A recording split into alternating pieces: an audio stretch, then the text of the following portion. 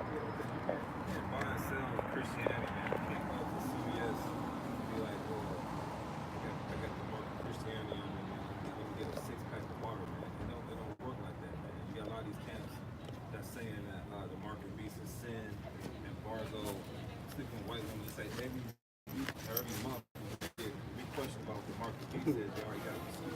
Yep. Yeah, man. People always trying to play stupid, man. Here it is, we're trying to tell Jake that the mark is coming and don't get the mark, but they run around in scooters and shit, man. You know, bugging out. Here it is, the Lord is showing you light through us, his men, his hopeful elect, but you guys ain't paying no attention. But yet, that's prophecy too, you know? Keep continuing that, Dr. Shah? This is Revelation chapter 13, verse 17. And that no man might buy or sell, save that he that had the mark or the name of the beast or the number of his name. Yeah, that no man may buy or sell. You know? Because it's going to come upon a time, y'all need that chip in order to get food. But yet again, there's going to be a great famine that's going to hit this place. So what y'all going to do? Are y'all going to come back to Yahweh Shemel Shah and pray and listen and repent and come back? Or are y'all going to take this chip, man? You know? Or y'all going to die? Here it is, boy, trying to show you his power and give you salvation. This is the time on Saturday where he set up his man to tell y'all what's going on, but you guys ain't taking heed. Take these times diligently. You know? Because we're coming to a time where things are going to get fucked up. Things are going to get messed up and tossed around, man. You know? The enemy is coming down with great wrath. He's going to push that chip. So try to get rooted up, man, as much as possible. Was there anything on that? Yeah, I got so for you. This is 2nd Esdras, chapter 16, and verse 22. For many of them that dwell upon the earth shall perish of famine, and the other that escape the hunger shall the sword destroy. Okay? So the brother was going into all of the things that are going to take place. All right? As far as prophecy taking place, and famine is one of them. Okay? So you that escape the hunger, hey, the missile's going to be waiting on you. All right? That's that Amos chapter 5, if I'm not mistaken. All right? When you escape a lion and a bear and place your hand upon the wall and a serpent bite you, okay, that's what's going to happen, man. All right? And it's important to take heed like the brother's going into. All right? Because our salvation is nearer than we believe, man. We see it. Hey, things are taking place. All right? Things are revving up. All right? The biometrics and the face recognition, all right, that they're pushing here in Atlanta, in particular, okay? That's only a step further in prepping the people towards that chip, okay? Believe it or not, because the way technology works, once it progresses, it only continues to go to the next step, all right? Once you're in that biometric stage, it can only proceed from there. Okay, it ain't gonna be no going back to passports. That's gonna be done away with, okay? And that's just gonna further put the people towards the chip, okay? They're being familiarized with these different technologies, all right? If I can make a quick point to add to what the brothers going into as far as the biometrics. See, because Jake has rejected the knowledge of the scriptures, because Jake has rejected the knowledge of the scriptures in the spirit of the Most High, Yahweh Shemel Shah, Jake don't have no idea about what that even is. That's right. You ask Jake what is biometrics, they don't even know. But you break down, the unction to know all things, man. Bio, body, metrics, measurement. Exactly. Even things as simple as that, because Jake has rejected the knowledge of the Most High.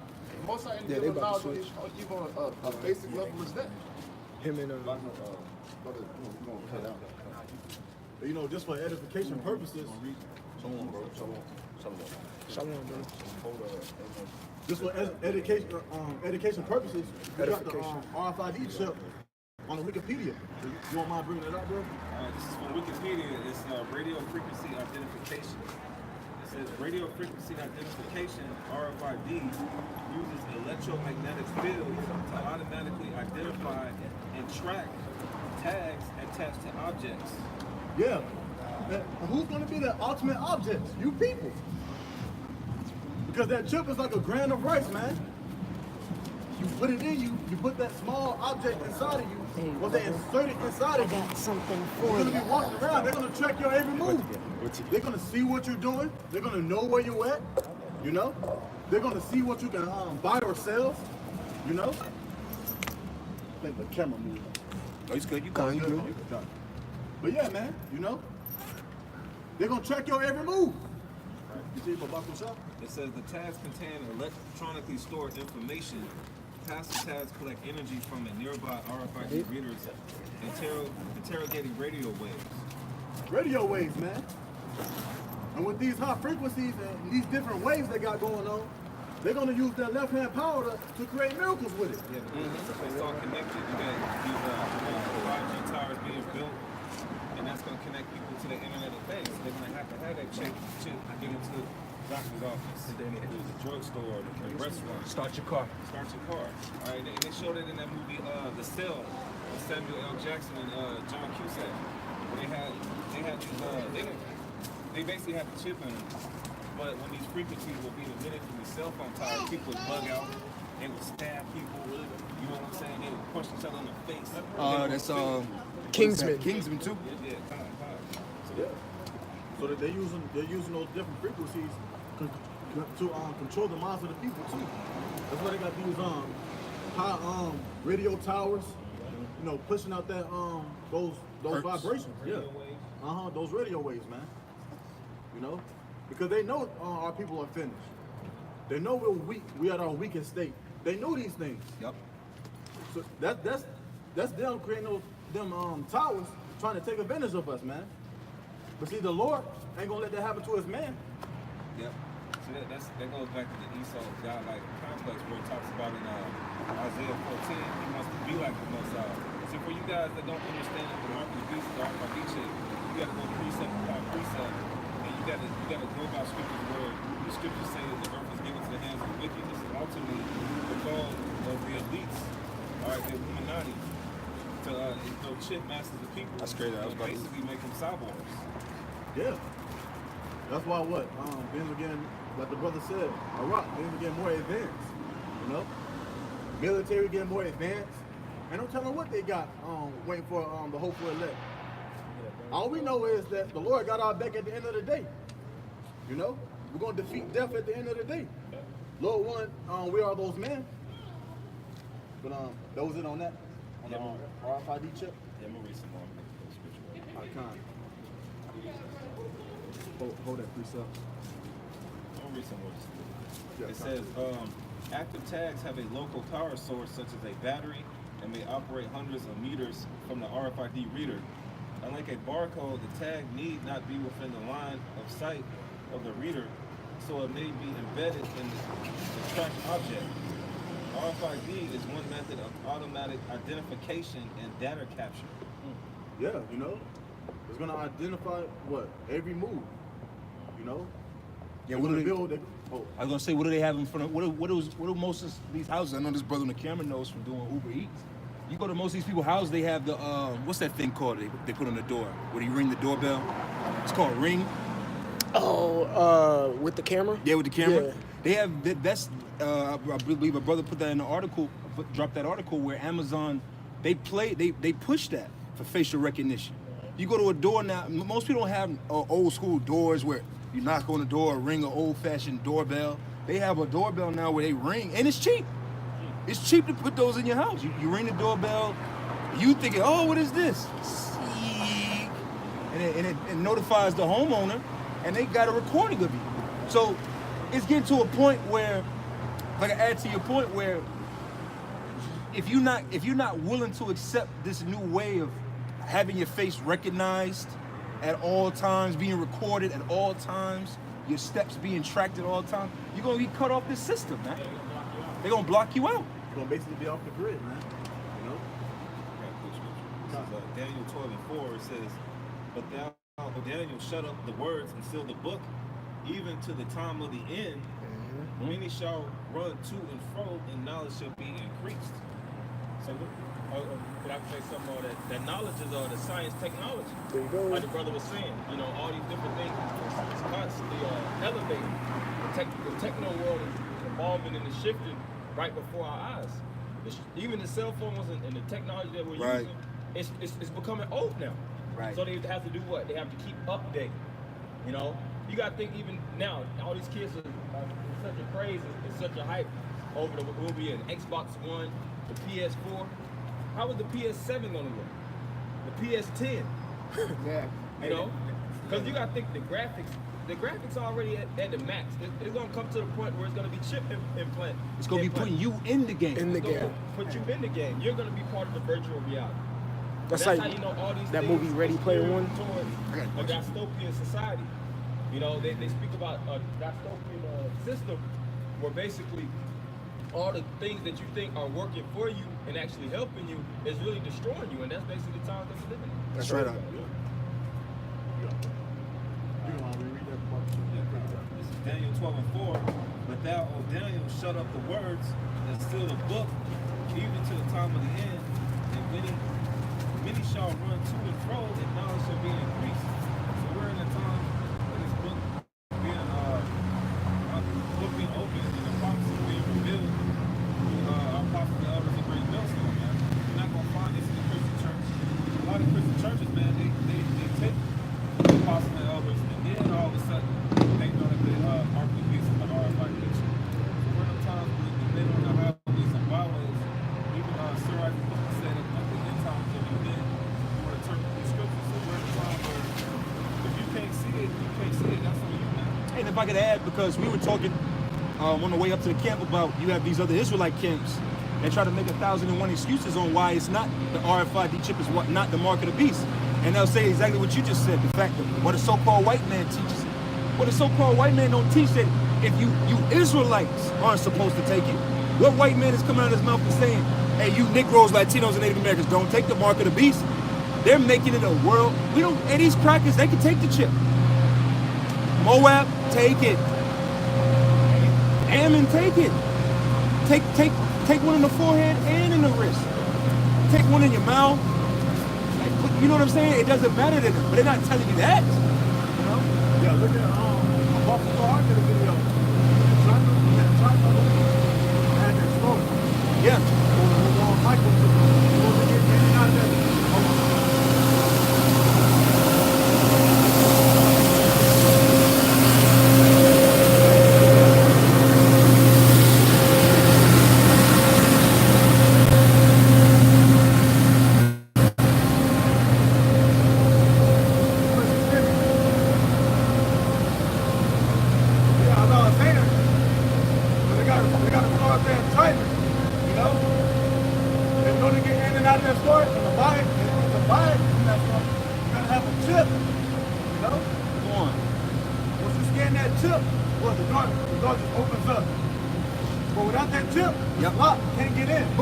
Can I add to what you're saying? Because think about right now how they already are programming you into that.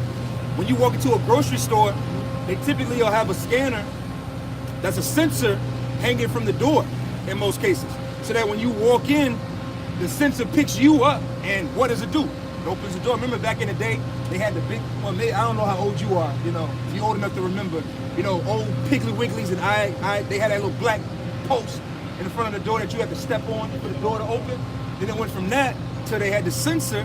So when you walked in front of the sensor, it opened up. So what's the next thing? Like you're saying, when you walk through the door, the sensor gonna read your fucking chip, man. Yeah, that's why we was going into the RFID chip. When the brother pulled up, it says to a certain, about 100 meters? See? It's gonna identify you within 100 meters. So if you're within that 100 meter range, having that chip, what's gonna happen? It's gonna automatically open up for you, Reach you. Yep. Some people, they don't give a fuck. Some people just like, so who cares? That's gonna be what's updated in the system. Yeah. That's really for controlling it and actually destroying you. See, it's all about really the Israelites. Like the brother just said earlier, these Moabites, Chinese, Japanese people, white people, they don't care about prophecy. They don't care about the end time.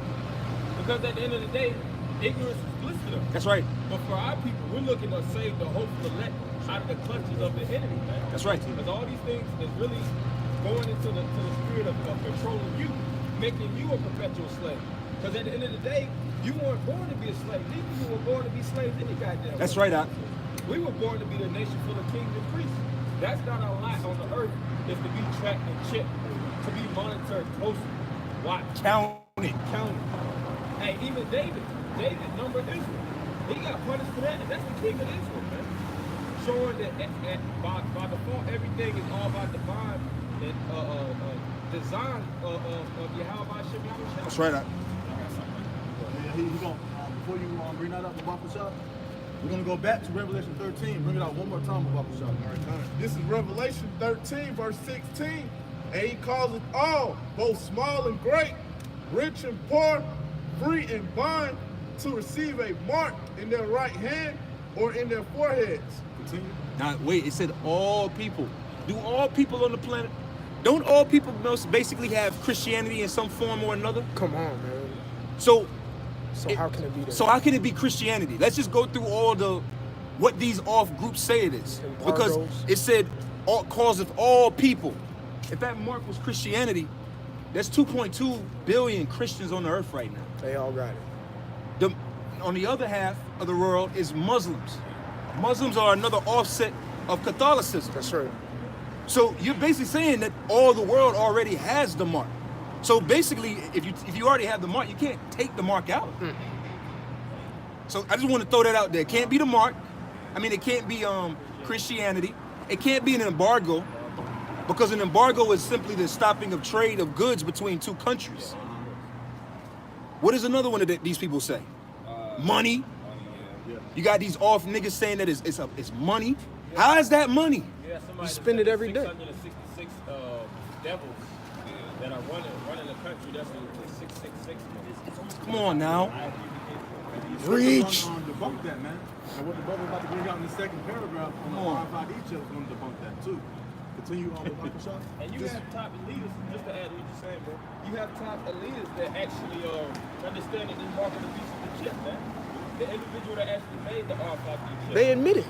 He admitted it.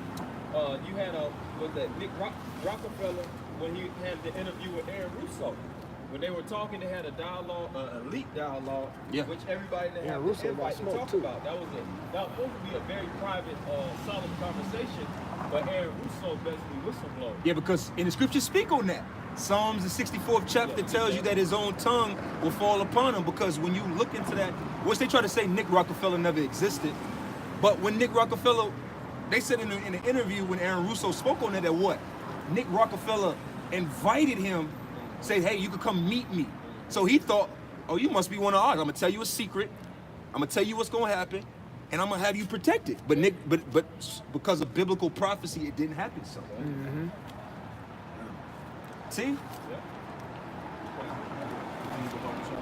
This is Revelation 13, verse 17. And that no man might buy or sell save he that had the mark, Come on.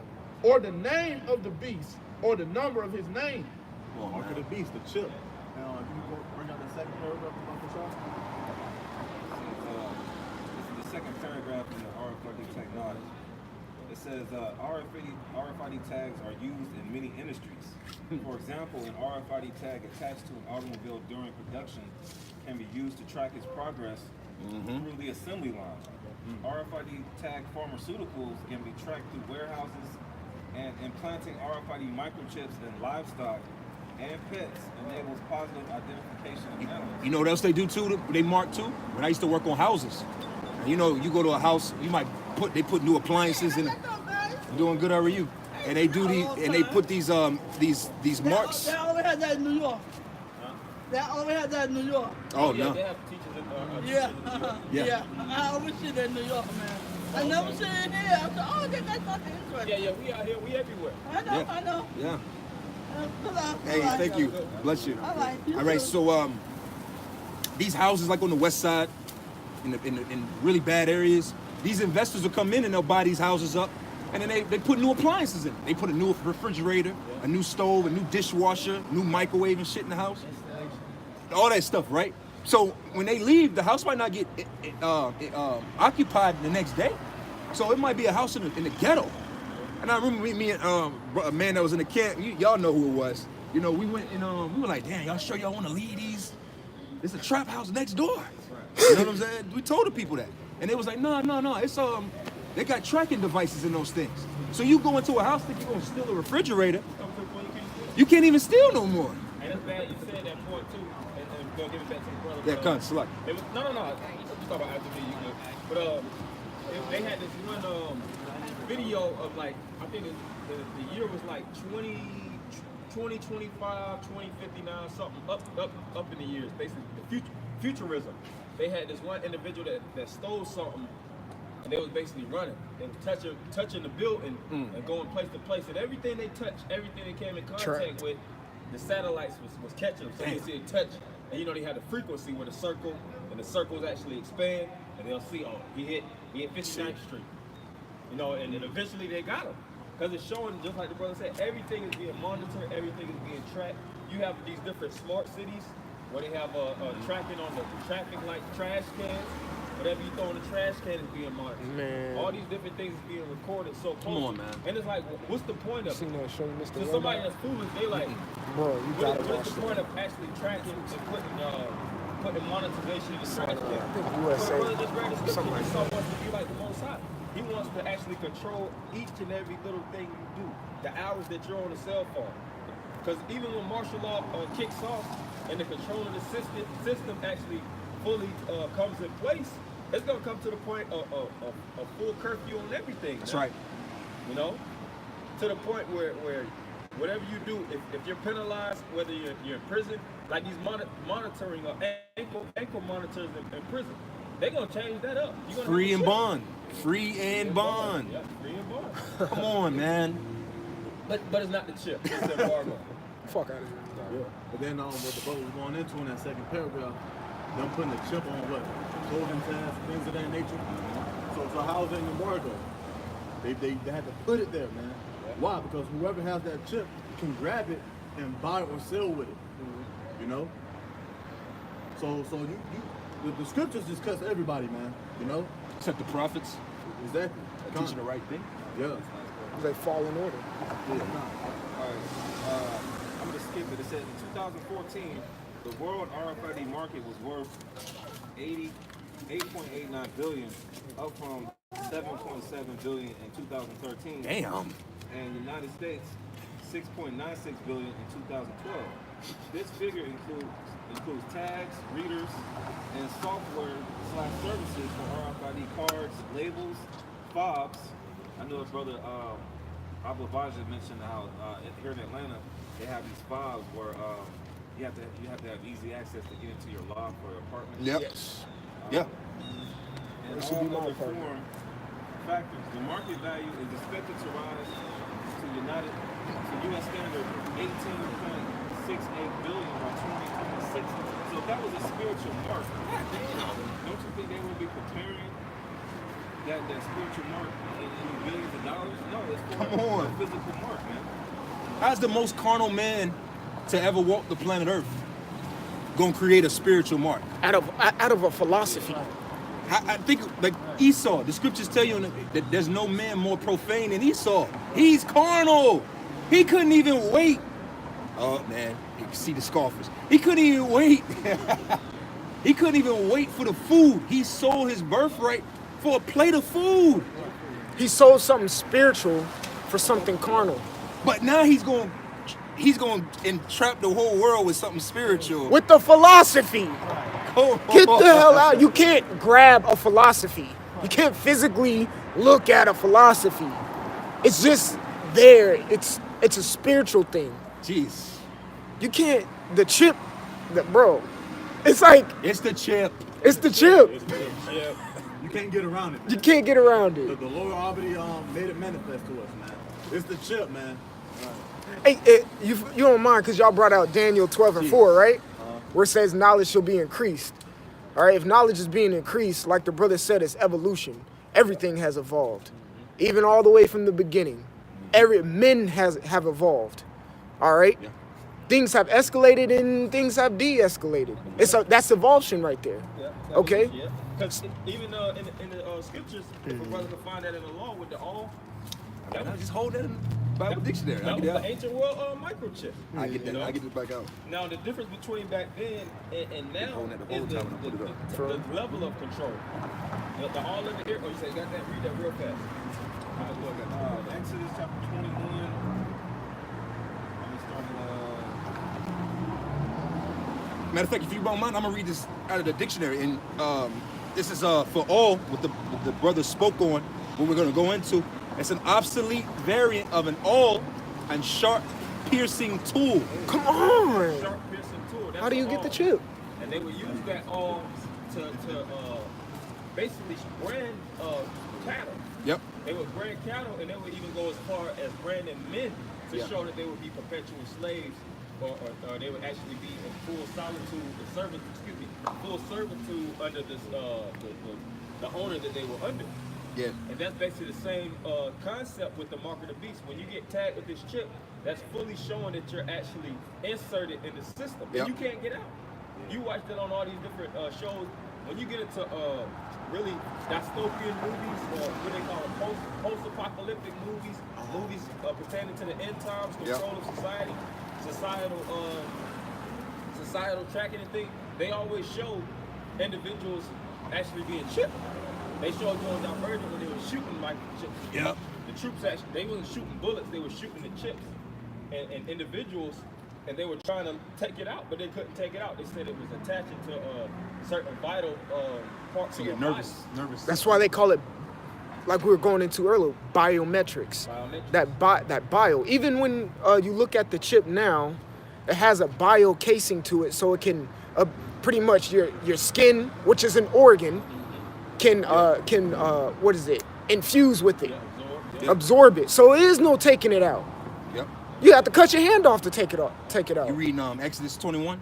Because the scriptures they got next to it is Exodus 21:6 and Deuteronomy 15:7.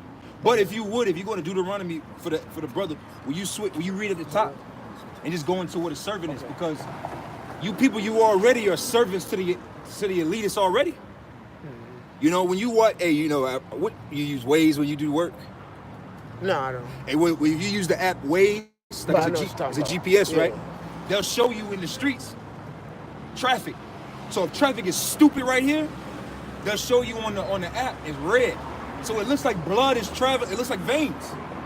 It shows you like the people, because we was going into it. The scriptures say that Esau was made rich through his traffic. The traffic is you people are his business. You know? You give it back to the. You got 10 minutes. This is Deuteronomy 15, verse 1. At the end of every 7 years, thou shalt make a release. Verse 2. And And this is the law with the 21 and 1. 21 and 1. Or did somebody call it? I'm sorry. Because going into the null is the 21. Yeah, that's right. All right, Deuteronomy 21 and 1. If one be found slain in the land which the Lord thy power giveth thee to possess it, I think Exodus 21. Yeah. I'm sorry, Exodus 21 and 1. Forgive me, brother. Exodus 21st chapter goes to the Yeah, and Deuteronomy 15 is the other one. Deuteronomy 15 and 17 dealing with the all. If we want to get somebody want to get that too. Exodus 21 and 1. Now these are the judgments which thou shalt set before them. If thou buy a Hebrew servant, 6 years he shall serve, That's right. and in the 7th he shall go out free for nothing. So that would be the time of service. That would be the time of service that the Hebrew servant would actually have to serve under the master. Keep going. All right, verse 3. If he came in by himself, he shall go out by himself. So if he came in as a servant, he's going to leave the servant. No goods, no anything. Not your woman, not your children. Not your woman, not your children, anything. Keep going. If he were married, then his wife shall go out with him. If he were married, so if he came in under the servant, under the master with the wife already with him, then he has that's his ownership. That's his property. So he's able to actually leave with his property that he has obtained. Verse 4. If his master have given him a wife, and she have borne him sons or daughters, So if his master gave him a wife, which the woman is property of the master for the act of actually reproducing and, Right. and bearing sons and daughters. Right, 'cause that what did- makes it a trade on it, the trade on deal. Cause I was gonna add, because what did you say in those futuristic type of settings? They show you that they're not killing the servants because you're property. They're not looking. If I invest like Libya right now, they're still selling slaves over there in Libya. If I buy a slave, I put $400 of my hard-earned money into him. I'm feeding them. I'm keeping them upkeep on this slave. Do I want to kill him? No, I might beat him near to death. He's producing for me. Though. He's a producer. He's a product of mine. I own him. They tell you that really rich level. Right. But that was a big thing that was occurring in the South. Too many slave masters were killing their slaves. They basically had to come up with a whole new concept to control the slaves rather than killing them. But like the brother said, all those imports and even to buy a slave, that takes work, man. You watch that on these movies. You have to go on an auction block. You have to bid with multiple individuals to get a good slave, Well, a good quality slave. If I may say, even with the slave, that's where insurance came from.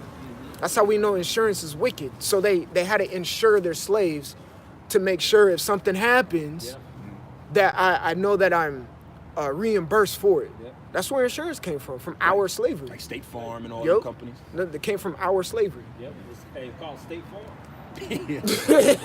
That's how State Farm got started. It was a group of farmers that came together, and they was like, well, if my farm burned down or something happened to my farm, we got all our money together to get me back on my feet. So slaves is part of that property too. Yeah, you got cattle on the farm, right? So Yup. Scripture says we led a sheep to the slaughter. Come on. Even Esau, the leaders, call us sheep. Come on. Bring it out. All right, verse 1. Let's start from the top. Yeah, If his beautiful. master have given him a wife, and she have borne him sons or daughters, the wife and her children got one shall more be precept? her masters. You got another He shall precept? go out by himself. Cool.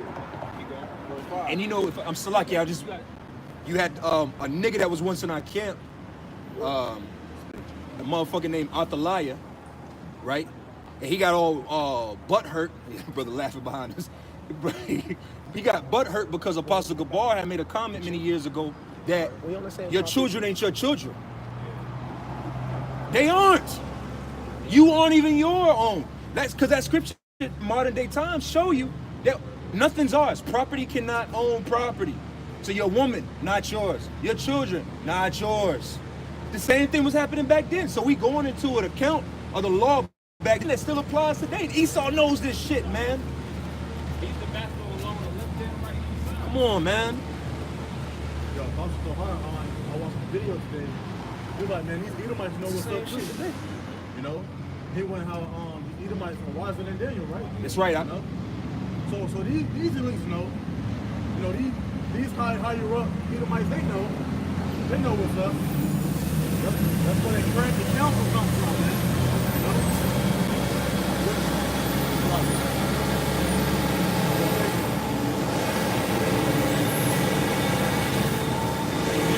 Fucking Spawn truck. Remember that clown in Spawn would pop up in a fucking truck all the time? Twisted metal clown truck. Not doing nothing. Why don't we have that job?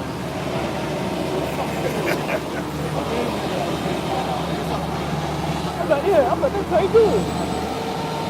I don't got that shit. I do that shit all day. Act like I'm moving leaves. I ain't doing that goddamn thing. Fucking thing. Keep going, brother. Keep going. Well, yeah, these devils know, you know. Yeah. All the crafty counsel that comes with it, all the wickedness that comes with it. You know, they know. Trying to put their agenda across the whole face of the earth. You know, this earth is just not no wickedness now. That's right. You know?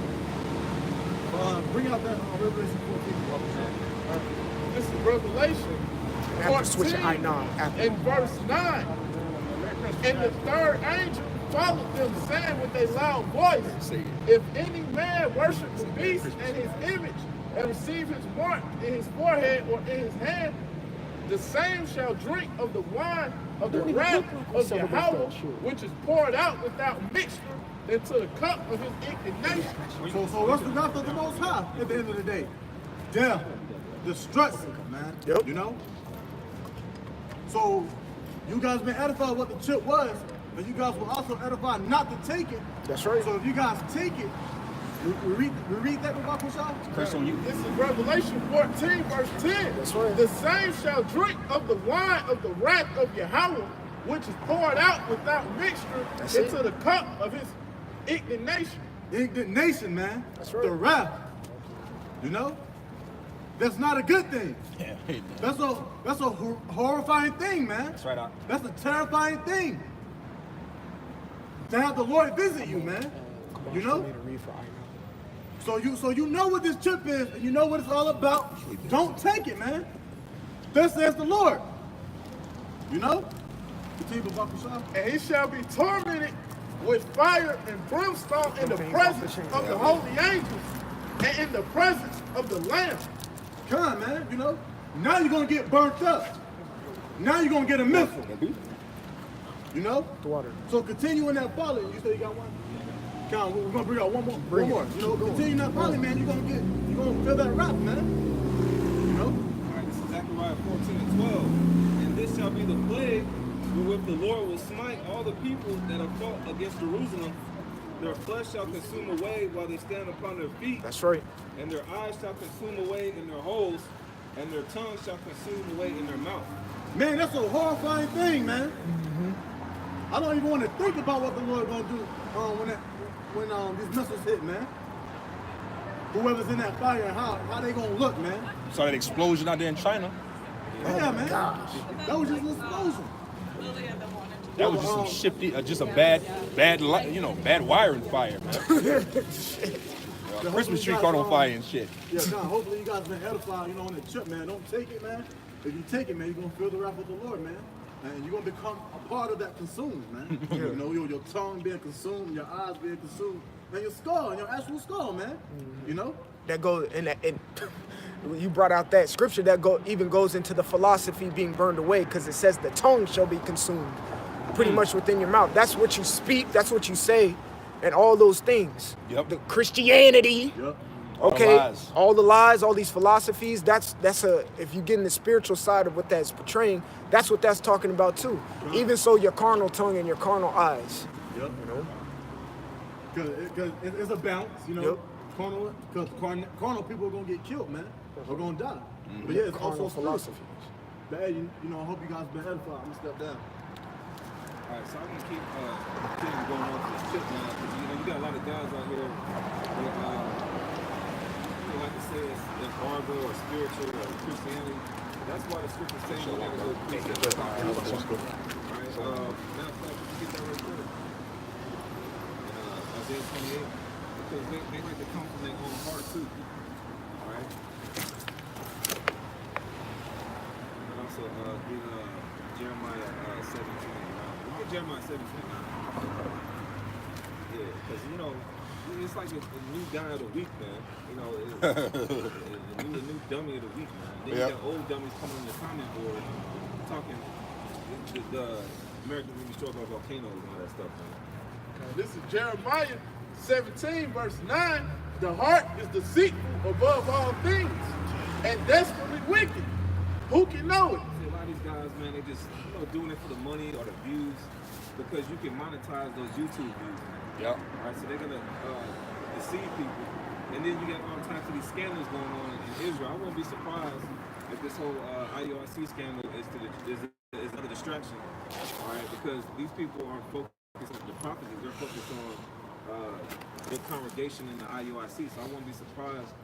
The scriptures say, "Don't be ignorant of Satan's devices." But anyways, these false prophets are coming from their own wicked imaginations, their own hearts, instead of going precept upon precept. So we get that Isaiah 28. This is Isaiah 28, verse 10. For precept must be upon precept, precept upon precept, line upon line, line upon line, here a little and there a little. Here a little and there a little. And they like to bring this out, you got a whole mob of them. Bring it on. There's a whole mob of them, and they don't have that understanding. Yeah. I'm going to jump up. This is Isaiah 28 and 9. Whom shall he teach knowledge? And whom shall he make to understand doctrine? Them that are weak from the milk and drawn from the breast. For precept must be upon precept, precept upon precept, line upon line, line upon line, here a little and there a little. Yeah, that's how you get the understanding of how Esau Edom, the so-called white man, is going to bring about this chip. All right, if we can start in Genesis 27, I think it is brings about the blessings between Jacob and Esau, because we're gonna prove that this man is not spiritual at all, man. Right. All right. This man is carnal, man. Ever since you so-called Negroes, Latinos, and Native Americans came over here, it's been nothing but death, biological warfare, slaughtering. Yeah, you know, segregation, all right, internment camps, all right, repatriation acts, all types of stuff that this devil's doing to you, man. So there's no way in hell this man is spiritual. Yeah, correct. This is Genesis chapter 27, and I'll start at 38. It says, and Esau said unto his father, hast thou but one blessing, my father? Bless me, even me also, O my father. And Esau lifted up his voice and wept. Yeah, that goes in him being a straight up bitch, man. All right, it's got to take 30 of them to come up against one Negro. You see that when we had them lynchings, man, where these damn whole town, these women were accused Jake of rape, and it was actually a white man raping them, and the whole town would come out. You didn't even judge a jury of the police. You had 20 Edomites just line up and hang a nigga off a Christmas tree or something, or a tree or something, and put a picture of it, man, and send it to people. That term that Jake liked to say on site came from Esau. Yeah, Esau was a judge and a jury on site. Basically, yeah. So verse 39 it says, and Isaac his father answered and said unto him, behold, thy dwelling shall be the fatness of the earth. All right, no matter where they go, even you lower level Edomites, man, you can go to different places on the earth. You can take a 6-month trip to France. All right, you can go to different places on the earth. Hell yeah. You know, the elites, they can go from one planet to, you can have lunch in South America, and then you can go to Europe in the same day without even coming down here amongst these locals, man. Yeah, watch the home network on TV. You see these devils, they'll go to Barbados, some island where a lot of Jake is. They'll be like, yeah, we're looking to get another property. Yeah. I'll be watching, I'll be like, these devils got houses all over the place. Yeah, we're looking for a nice vacation house. We're retiring. Bruh, the people on the island that you trying to live on don't live like how you live. Yeah. And you just decide that you just gonna go to, the Virgin Islands and just go get a property. Yeah. We ain't doing that. Yeah, one of the main places for these devils is Costa Rica and Ecuador. Yep. They like to go there and retire and sow their wickedness down there, man. So you continue on. Crazy. It says, and of the dew of heaven from above, verse 40, and by thy sword shalt thou live. I guess that was spiritual. Nah, that's not. Get Ezekiel 35 and 5. Right? Through his sword, man. Through his killing instruments. When the Native Americans were here living peacefully, here you devils came with the Gatling gun. All right, you devils like to go to these football games at the Red River Shootout in Dallas, Texas. That was a slaughtering of Native Americans, man. And you have holidays over it. So it goes to show you this man is the devil, man. He'll name holidays after your slaughter. Thanksgiving. Yep. Okay. Should I name more? All right. The Devil's Punch Bowl. All right. Emmett Till. Rosewood, Florida. Oh man. We go on and on about this devil, man. But the point is, he's using this sword, which the Most High gave him a blessing to destroy you people, man. You so-called Negroes, Latinos, and Native Americans. So how in the hell is this marked spiritual when he's using the gun, the sword, the tank, the cannon to destroy you people on this chart right here, man? So how in the hell could it be a spiritual mark? And the chip, what we just went into, the definition of a null, it's a piercing tool. It's like a little miniature right-sized sword. But it's spiritual. This is Ezekiel 35, verse 5, because thou hast had a perpetual hatred and hast shed the blood of the children of Israel by the force of the sword in the time of their calamity, in the time that their iniquity had an end. Yeah, the scriptures say he has a perpetual hatred. So why would you make this mark spiritual? Would this mark be anything to benefit you, man? Even in the mark. Jake don't use common sense, man. Jake is just, well, we know what you guys, you sold out. the point is, with these guys that say they sold out, they make videos saying, "Did we sell out?" Yeah, you did. Right. All right. I mean, it's clear as day. But back to the point. All right. He's using this mark. He's having perpetual hatred against you. You even when you do more research about shit, man, you basically got an on and off switch. All right. They can basically just fire your ass as soon as you get done taking. There's no guarantee that when all hell breaks loose, you're gonna eat. You could very well just take that and just drop dead. There's basically an on and off switch with this chip, man. Let me show you something. Look at the caption. This picture I took the other day. See, tiny micro control. Come on, Is that a spiritual mark? Come on, you gotta ask yourself that look question. at the caption. So this man has a perpetual hatred. Any type of mark, he's gonna have to be physical, and it's not gonna be to your best benefit. Everything was huge, right? What he wants to do is he has a God-like complex. This brother get on Isaiah 14. Minimizing the sword. Because you gotta go through the process of elimination. The mark of the beast is spiritual. You already established that this man is the most base man, and his blessing on the earth is the sword. We just gonna curse these guys. Through the blessing of the sword, that's how he got this man. So how the hell do you think it's gonna be spiritual? That doesn't make any sense. Confusion at its finest.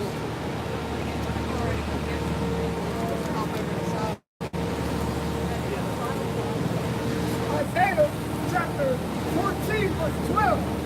Thou art now fallen from heaven, O Lucifer, son of the morning. How art thou cut down to the ground, which canst weaken the nation?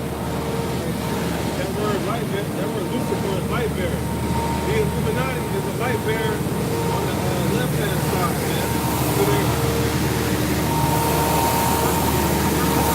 Can't hear that, man. They're gonna give him an extra 50 to do that shit.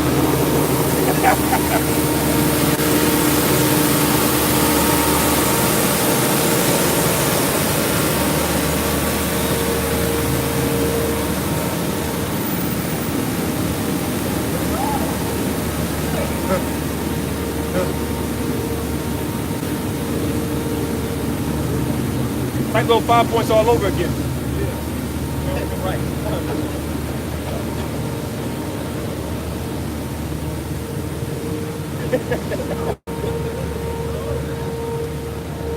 Hey, like a what's up, man? Come on, man. Yeah, come on, but back to the scripture, man. God damn. He's a light bearer on the left-hand side, and he's weakening the nation through his policy, man. Through his democracy, where you can say that 2 men can get married, 2 women can get married. All right, women can drive. Okay, the rule of the demons. That's what democracy is all about. And you Negroes go vote for it every first Tuesday of November, man. You voting for more demons to come in and rule your life, man. Jesus Christ.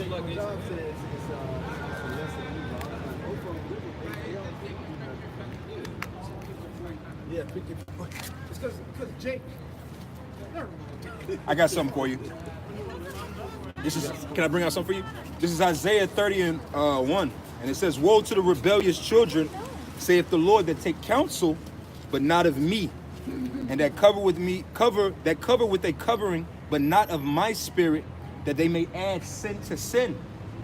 That walk to go down into Egypt, and have not asked at my mouth to strengthen themselves in the strength of Pharaoh, and to trust in the shadow of Egypt." Yeah, that's going to turn into basically going and trusting in the shadow of Egypt, which y'all do now, is go vote in these political parties. It's going to go from rock to vote to rock to chip. They're going to be using these politicians and these rappers to get you to take the chip, man.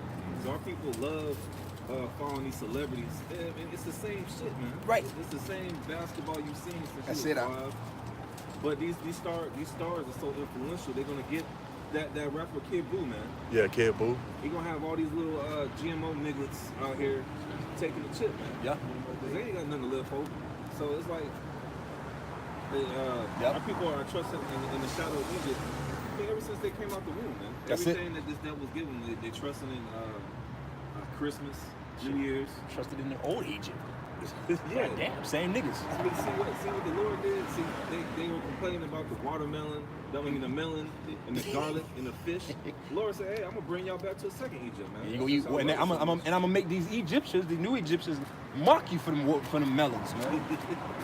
Like, oh, you want to turn my back on melons? All right. I got something for you. I'm gonna make them call you a big lip watermelon eating nigga, man. Big ass pink lips. Pink lip eating, fried catfish eating niggas, man. They're like Isaiah 14:12. It says, fucking how hot art thou dogs. fallen from heaven, O Lucifer, son of the morning? How art thou cut down to the ground, which didst weaken the nations? On the opposite side, like GMO pursuing kids. Joel, you got the other nations that are saying they're weak. That were once weak, now they're strong. You know? Bro, slow down. Isaiah chapter 14 and 13. Y'all watch your back. Watch your back, brothers. Y'all got. I'm just. Isaiah ignorant. chapter 14 and 13. For thou hast said in thine heart, I will ascend into heaven. I will exalt my throne above the stars of the Most High. And he's trying to do that with his space program, man. How the hell are you trying to go into the Most High's dimension, man? You can't even get to the goddamn moon, man. Y'all see what happened with Stephen Curry, man? He said, they just said, shut up, nigga, and go to NASA. That's basically what they said. I mean, Jake know this man's a devil. Yeah. But he came out and said, I don't really think they went to the moon. All they said is, shut up, nigga, go to NASA and say something. All right, hush up. Yeah, before we kill your little cute daughter. Yeah. and eat her ass. Our next high holy day is coming up. We'll eat your daughter, nigga. Fucking roasting. We'll eat your ass. That'll get you right.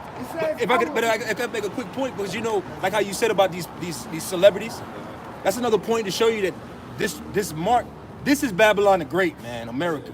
Because all the celebrities that's gonna push the vibration to the world of take the chip is here. How many niggas is fans of a rapper? How many niggas are fans of Bollywood actors? Think about it. Everybody is, all of the world is all of the world, what's the word? Worships Kanye West's and the Jay-Z's and the LeBrons and the Obamas, and you get what I'm saying? Like all those people are here. Hey, when Oprah pushes the microchip, everybody in the world gonna take that shit. Yeah. Yeah. I was watching this one thing on might have been Bloomberg. Yeah. You get a free chip. Everyone get a microwave. Next thing you know, everybody gonna have a goddamn. It's gonna happen overnight, man. It's gonna happen overnight. The scriptures speak about these prophecies coming swiftly, man. Everybody's gonna have a cell phone in 1988. Good point. Yeah. That's a good point. Social security, TVs, all these. When the wave hit and the trend, it swoops through the cities, man. Because you always have what the top people that start the trend, and the poor always wants to be like the rich, you know. So it doesn't matter what they lose, it doesn't matter their moral standard that they're breaking, as long as they're keeping up with the Joneses. And that's the problem with our people. They want to keep up with the Joneses, man. You see Nicki Minaj. Oh, look at the plastic surgery. It's a known fact that plastic surgery, liposuction, all these different forms of surgery is very fatal and lethal. Botox. Botox. It's one of the worst. It's one of the most poisonous toxins you can use. Yeah. But our people, they don't give a hell. What do?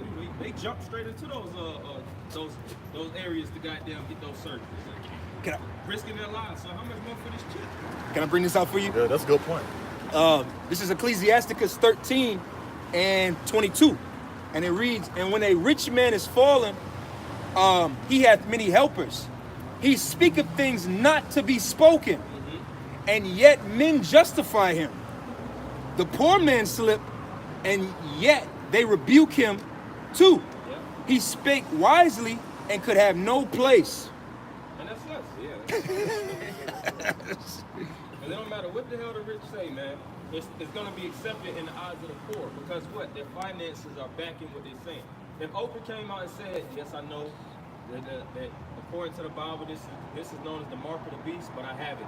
I have the RFID chip. It's been helping me for my life. I know I need it. And my family has it, and we would like you all to support us. And all of you all in the crowd, take these chips. Whatever they say. They can say it's the mark of the beast. And you're going to have lives of people, groves of people. Oh, don't let us say benefit, you can get you a car too. Oh, for some money loaded, preloaded chips. Preloaded chips, and you could buy Oprah books for free. You don't have so many people to get that shit, man. You can watch the Oprah Winfrey Notebook from the palm of your hand. A year subscription to a network and shit. You know, It's funny because they had this one show. I forget what it's called. The 100. They had one of the seasons of the 100. This individual, his name is Ja. He's supposed to be like the Most High. His name is Ja. His other name is Theo. Theo, of course, God, Ja, the Most High. But what happened was he went to the city of I think the place was called like the City of Light, and he found this one big face, and it was probably like this yay high, and it had microchips in it, and he would give. First off, he took the chip, and he gave one person the chip. He gave certain people the chip, and they had certain ailments. This one girl, she had a messed up leg, and she had a bad leg injury when she was walking on crutches, and she was basically jacked up. And they basically gave her the chip, and she miraculously started walking. So everybody in the when you watch the show, everybody in the camp started to take the chip. They were saying it takes you to the City of Light, this, that, the other. It was like a miracle drug. So everybody's taking the chip, not knowing that it was a AI technology. And they tell you that it's AI. The AI technology was used to control the minds of the people. And next thing you know, basically all the people was under control under that microchip. So Esau, he'll put it in these different shows because he has nothing else to push. He has nothing else to push but the chip. So it's like, all right, might as well put it, hide it at plain sight. That's how this devil thinks, man. Hey man, that's more proof that this chip is physical, man. That's right. And he's giving you prophecies for his movies, man. Yeah.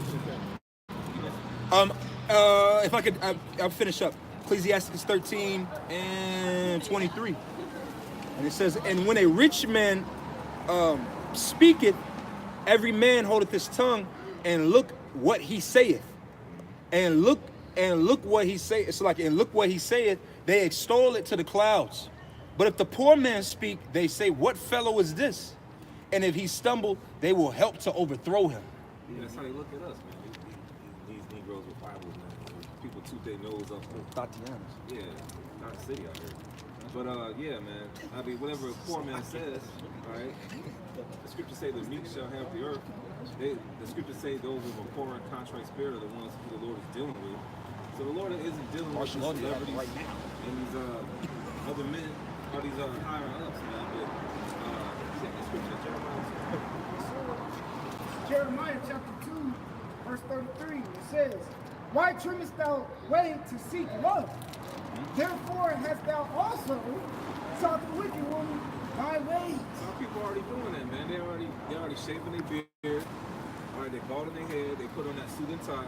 They talking a certain way. They trying to talk like a cave dweller. All right, they say, you know, they yeah. I saw that when I was in the store. You know, the black woman with dye hair, the Latino woman with dye hair. Yeah, dye hair blonde. Bleaching their skin. Put Yeah. fake eye contacts in. Some people already trimming, seeking the ways of the so-called white man. So they gonna, one of the ways how they gonna seek that love is by taking a chip. Because our people have Stockholm syndrome, man. You try to get on this devil, man. Jacob try to beat you up over, man. Like that, like we talking about Oprah, man. Like that, that one black woman that say that KKK member from getting his ass beat. Yeah. Oh man. Like, You gonna have niggas taking a chip to prove a point that the white man is not the devil. Yeah, that's exactly what it is. God damn. Look, I got a free charger. yep, they gonna make Shit. Zobo, yep. I thought the white man was the devil. All right, Then- it's all the plan of the Lord, man. Trump gonna do stuff the pay rate on the food stamps for the poor because he said free ed bond, rich and poor should receive that mark. Yeah, basically those guys that was on that relief board, man, they gotta get that check to keep their little city job, man. All right, all Yup. these people, man, You know that have these city jobs, these government jobs, all right, military, healthcare employees, they're gonna have to take that chip. Like, there was months ago where I was I was stopping by the hospital to charge my phone up, and I went to this hospital up there in Marietta, and they basically had that, you know, the biometric, basically, what I'm trying to say is, basically you scan your hand and the door opens up. They had that type of biometric technology, that RFID technology. You put your hand in and it just opens up. And that's going to open up to, you know, the nurses and the doctors being able to have take that shit now? The airport. Yeah, the airport. The airport is introducing all this biometric stuff. Like we did a lesson on that yesterday. What you think? That's a highly secure, high security alert area. So you think little nigga A and nigga B to go work at Starbucks or work at the bookstore or work in the food court of the mall or to be the traffic controller guy, they're gonna have to take the chip to get to work. Yeah. Oh, transit too, like you said. Transit? Yeah. Come on, That's gonna be. They already moving heavy towards. Because I said the other night, I watched, some of the brothers over there in Australia. And Australia is pretty much all chip. You have to have a chip on this card to ride the bus, a chip to catch a ride, a chip to go into stores, a chip to buy things. There's no like cash there. They don't use cash no more. That's how it is to get into the toll gate of India. Certain cities where India is booming. It's a spirit thing. That's a spirit, because me and Tazwan, we were talking about that last night or yesterday about the fact that when we went to the international airport yesterday, it was you see none but Elam in the airport, and I was like, that only makes sense because remember Elam, they had the world's like the largest retina scanning a few years ago. They scanned the whole country. Yeah.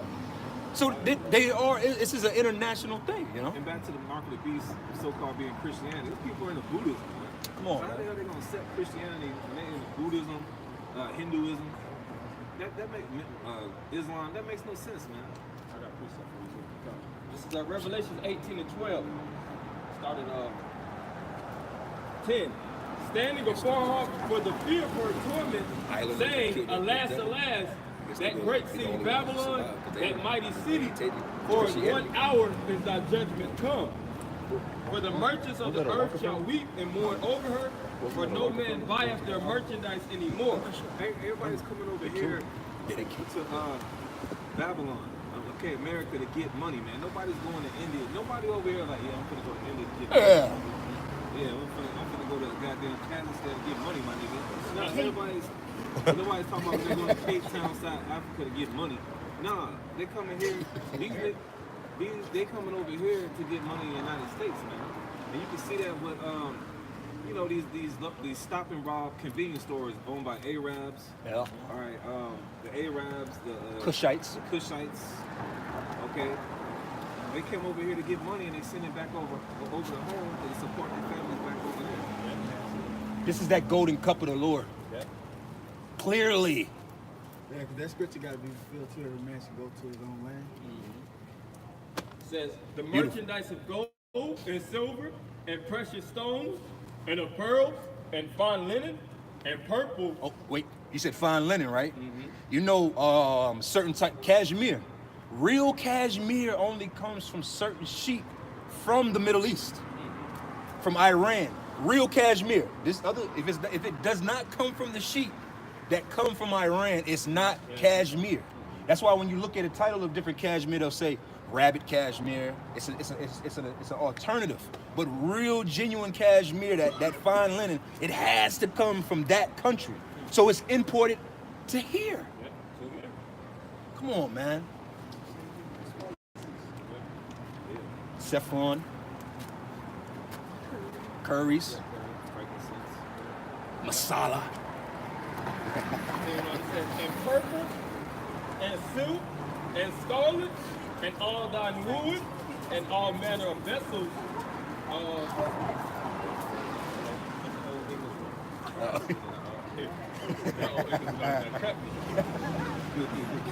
I know I'm about to go a little bit more.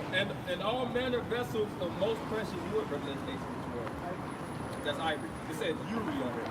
Ivory and all manner of vessels of most precious wood, and of brass and iron. Hey, I'm sorry. Forgive me, brothers. I remember I went to this devil's house. Remember I went to that devil house in Charleston? That billionaire, the guy that owns. I had went into the guy's house years ago. That Murphy's Oil. You go to Walmart and you see those gas stations. So I went into his house in Charleston, one of his houses. He's a billionaire, right? Yeah.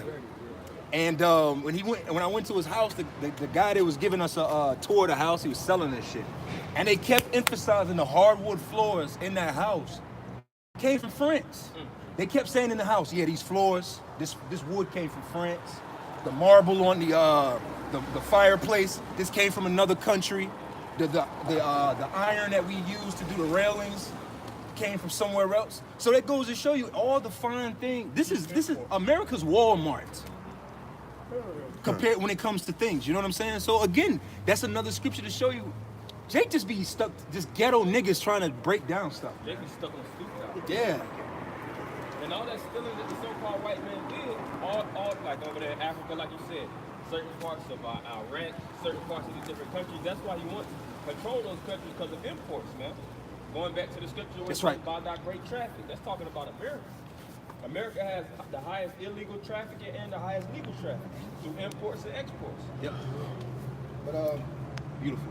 And all manner of vessels of most precious wood, and of brass, and iron, and marble, and cinnamon, and odors, and ointments, and frankincense, and wine, and oil, and fine flour, and wheat, and beasts, and sheep, and horses, and chariots, and slaves, and souls of men. Expensive champagne. Sell it full of champagne. They trying to make you. They trying to get your soul by giving you that RFID chip, the mark of the beast. That's right. I mean, once again, that's what it's for a while there. They're trying to make it perpetual slave. Here it is. They got you trapped up with a Social Security card, driver's license. You ain't gonna need all that when they implement this chip, man. Your ID, your registration, all right, your insurance. Everything is going to be on that microchip. It's coming to the point where everything is getting a little too complicated anyways, man. Esau complicates things to deal with centralization. Like you said, you have your debit card, which has its own password. You have your credit card. You have your computer password. You have your phone password. You have all these different elaborate passwords that you have to have. And it's like, damn, you start to forget. So you always got to rechange your password. You got to redo this. You got to redo that. You know? And it's coming to the point where it's like, what's the best way of centralizing these different things and keeping full control and security? And it's going to be the chip. Because Esau wants to put you in a confused state. In order to have chaos, to actually control it and have it where you're highly monitored. And you can monitor things. Because it's gonna be a sales pitch. Esau ain't just gonna be like, nigga, take this chip. He ain't gonna just put a gun to your head and a chip in his right hand to put it in you. Nah, he's gonna pull the sales pitch like everything else. He's a devil. Yeah, just like he said in the airport. He said, if you do not wish to take this, you can opt out. Yeah. But then you got to go through the old way of going up to the desk. They gonna get tired of you. They're gonna mock you. Look at you. Look at this person. This nigga is. Take you to the side. Yeah. But you know, like the brother said, order out of chaos. He saw to this day, well, since he started ruling, the things he set up, he always set them up to fail eventually, on purpose. Yeah. He's like, I want to set this up, but I only want it to last this long because I want this to overtake it. So they're so used to this that they will be more willing to take this once that falls. Yep. It's the same thing that's going on right now with cash. That's coming obsolete. Okay? Yep. The new technology that's coming out, certain things are becoming obsolete to the fact, to make it to where people are like, man, I don't need this no more. I need to go with the new way. Yep. Exactly. He sets everything that he puts out to fail. Yep. He set up America to fail. He did. Yeah. That's why Esau. That's why you niggas scoffing at the apostles and elders, saying that the year 2000 doctrine that they said the world was gonna come to an end. Really, the world did come to an end in 2000. The world ended in 2000. I'd like to say too, in the 9/11 2001. Yeah. That literally was the end. Really the end and the downfall, because that's when everything it changed. Got transitioned to digital. It's all that other stuff, how it used to be prior to the 2000. It's all technically actually the apostles and elders. That was right. That was right. Like the Mayans. The Mayans said that the world would end in 2012. It did really too, because it got a lot worse after 2012. So again, we're seeing the effects of Esau's wickedness, you know? Come on, man. All his wicked devices and shit. Verse 1. Yeah. Woe to them that devise iniquity and work evil upon their beds. When the morning is light, they practice it because it is in the power of their hand. Yeah, the wicked have. The scriptures say the earth has been given to the earth has been given to the hands of the wicked. So they have these different legislation where they can pass it. Matter of fact, get Daniel 8:25 too, because like the brother was saying too, you know, it's all through convenience, man. They want to make stuff smaller. All right, so they're probably in the thinking tank right now, thinking about how can they probably even make the chip even more smaller, man. Yeah, you know, making everything more convenient for you, because most Americans are just lazy and stupid any goddamn way. They don't want to open up the door. They can barely say please and thank you. It's crazy. They mumble due to this goddamn rap music. Everybody listens to this godforsaken rap music out here. So it's like the elites, man, they control everything. They control the media. They can basically tell your favorite rapper to take the chip. So they have that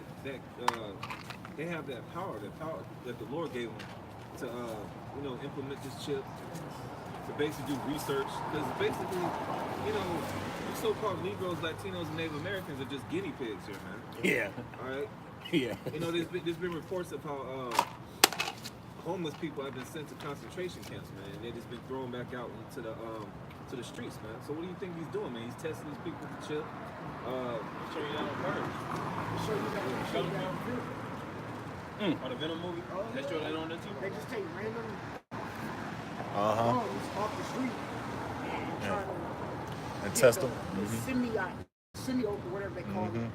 I'm not trying to give away the movie, but to absorb in them so they become the venom. Because the venom thing needed a host. They wasn't gonna do it first. That's crazy. Give them about $200. If you do this, I'll give you like $500 so we can research. And you know what else they doing with these homeless? They infecting them with diseases. They putting diseases and things into them. They show you that in Z Nation. In Z Nation, they had a guy before the pestilent outbreak took over. The guy that was behind it, he went into like back alleys with homeless people, and he was seeing people sick and he was testing them. Oh yeah, I remember that. Yeah, you remember that? Yeah, he saw that's what he's doing. Cause now in Atlanta, they speaking about Atlanta's HIV rate is that's Trump. Yeah, eclipsed Africa. So it is that bad. City is worse than a continent. It's city is worse than a goddamn continent. Damn near everybody got AIDS in this state, man. We got a I hate this place, man. We're gonna switch the topic. Damn. We're gonna talk about more prophecy. And they're gonna have a solution for this because it's an epidemic. And according to Esau, he has no cure for it. So what are they gonna do? Are they gonna the only way to cure a disease is either to kill the disease and kill the people. And Esau's not looking to cure no disease. He looks at you as the disease. That's why he puts diseases willingly in you. Yeah. And that's just a ploy to kill more people in Atlanta, kill more people in these states. And that's why you have to hear the CDC. And I was actually looking at the CDC. The CDC has a lot of schedules. They have a lot of things talking about different disease. You know, they have disease meetings and things of that nature. Yeah. You know, and they having all these different meetings. And Esau has plans, man, plans to push these different diseases out in the airways, man. Principalities too. Yeah. I also want to say too, like brother was saying, with the pestilence, man. You know, there's been videos that came out last year about people taking the chip and monitoring their blood pressure, their heart rate, and dispensing drugs. So what do you think happens if Esau unleashes the pestilence in the city and people are looking for a solution? They're gonna take the chip. Hell fucking yeah. That's the solution. Esau creates the problem and the solution. Contagion. Obama healthcare plan. They talked about And what does the device have to do with health? That's the question. Like you just said, it's in Obama's healthcare plan. What does a device have to do with health? So what kind of sickness are you going to actually have when you need a chip inside of you to actually remedy that sickness? Forever. Forever. Esau got some plans, man. Going back to that scripture you just read, Mike. You got to I keep thinking he a caveman. It's a souped up caveman right now. This is Matthew chapter 24 and 4. Hellcat. It says, and Yahushua answered and said unto them, take heed that no man deceive you. Verse 5. For many shall come in my name, saying, I am Hamashiach, and shall deceive many. Verse 6. And ye shall hear of wars and rumors of wars. That's the time that we're in right now. That's right, Doc. It says, see that ye be not troubled, for all these things must come to pass, but the end is not yet. Verse 7, for nation shall rise against nation. Like the brother mentioned, you got race riots. You had this video of this devil, what's it, one of them prestigious colleges, man, on the racist rent. There's all types of these so-called racial Riots in Paris. Riots in Paris. Yeah, just here in America, man, you got people just take stuff and these devils saying random stuff like nigger. Yeah. Man, that shit is old, man. This ain't 1955, man. Can't Like, believe Coops they run the wrong way. Yeah. Like I see OJ. Oh man. but that spirit of Jake rising up against Esau is rising up too, man. So you got the race riots, you got sedition going on, like the brother mentioned in Paris. You got even in Paris, man. You had a lot of so-called immigrants coming in from other countries, man. You don't think these devils is mad that these people's coming in and taking their jobs and setting them, getting sold up? Yeah. Like France, like Paris used to be the beacon of such of like elegance. Yeah. But now it's like San Francisco. It's like a bunch of bums on the street. If you look at Yeah. it before immigration and after immigration in France, man, there's people lining the streets. There's more crime. There's more crime going across Europe. Period. Yeah. Kim Kardashian got robbed, right? She got robbed in Paris. Yeah. She got robbed in Paris. You see how it is? Because you know, if I can add to what you're saying, because a lot of our people a lot of Jakes that live in Africa, people that live in Africa, I'll just say whether they be Israelites or Hamites, those Africans, they will migrate towards London, towards Paris. That's why if you run into a so-called African, they typically will speak 3 languages. They'll speak English, French, and the language that's native to their country. So that's why, like what you're saying, you got a lot of Israelites and a lot of migration that's happening. It's a shit town now. It's crazy. That's a beautiful point. Shit, that nigga, YBN. It says, Niggas in Paris. and kingdom against kingdom, That nigga and there YBN shall got be robbed. famines and pestilences and earthquakes in diverse places. You got the famine going on in Venezuela, man. Here it is. Oh shit. Like you have an export like oil, and there's a city of Venezuela called Maracaibo. That's basically where they were trying to drill in 1922, and they were drilling, and then all of a sudden the oil came up for about 9 days. So that's when Esau, the devil, came up and tried to rob Asher of their resources. Yeah, that liquid gold. So they started sending Edomites. They had this little documentary that these Edomites come in saying Vidande. I'm bad with Spanish. The word Vidande from the Spanish. Okay, so basically, you know, like basically they're with the oil, man. They're getting raped for that oil, man. It shows the same thing in that movie, Blood Ryan. They sent old Leonardo DiCaprio over there to go get some diamonds from the Hamites. Of course, Sierra Leone, Yeah. West Coast of Africa. a lot of jakes. But what I wanted to say was with the famine, you got that export as oil because Venezuela is part of one of the OPEC nations along with Ecuador. You would think the people will be eating good, man. But they got farmers out there that have to, I mean not farmers, but fishermen that have to go out into that Lake Maracaibo and hunt for, basically go out and fish. All right, the fish got oil on it. God damn. You know, crabs is not lawful, but they go out there and get the crabs. They got oil on it, and they have to throw it back. And then on top of that, the Venezuela part, they have to get people from Venezuela to go over into Colombia to smuggle food, basically. And that's about a 3-4 day process from you getting to your home to smuggle food from Colombia. That's crazy. To come back to Venezuela and then sell it on the black market. You gotta not on the black market, but sell it amongst people in your neighborhood. You gotta go through local thugs. You gotta pay off the police. This is what's going on because of the famine and Esau setting up these puppet governments in Venezuela. And it's on beautiful land. Yeah. What the fuck? And excuse my French, but I have to say it that way. What the hell are you people in America gonna do when the famine hits? You're talking about people that live in countries that can literally, you would think, They can just live straight off the you would think like Puerto Rico is another country. They down there starving. How the fuck you starving on an island? You telling me you can't go fishing in the ocean? You telling me you can't go into the mountain ranges and go pluck some papayas or some mangoes or some shit? That's crazy. But think about here in America. We don't. This ain't no apple tree. This is the trees that that's in your yard, the bushes. That shit is. There's no life. It's not. I mean, it's life, but it ain't like, oh, I can go to my plum tree. Nothing is fruitful. Nothing is producing. Come on, man. There's no more produce really in the world, man. Yeah. You have a light production of fruits and vegetables in the country.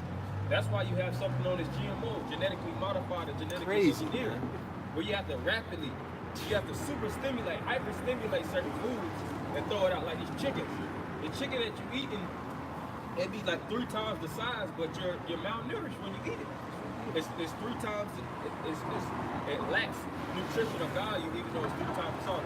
If I may say, the example you're speaking about, like Puerto Rico and Venezuela, how these are like really, like, when you look at it, plants is flourishing country. Yeah. How are you not picking fruits and things? And my brother said the produce.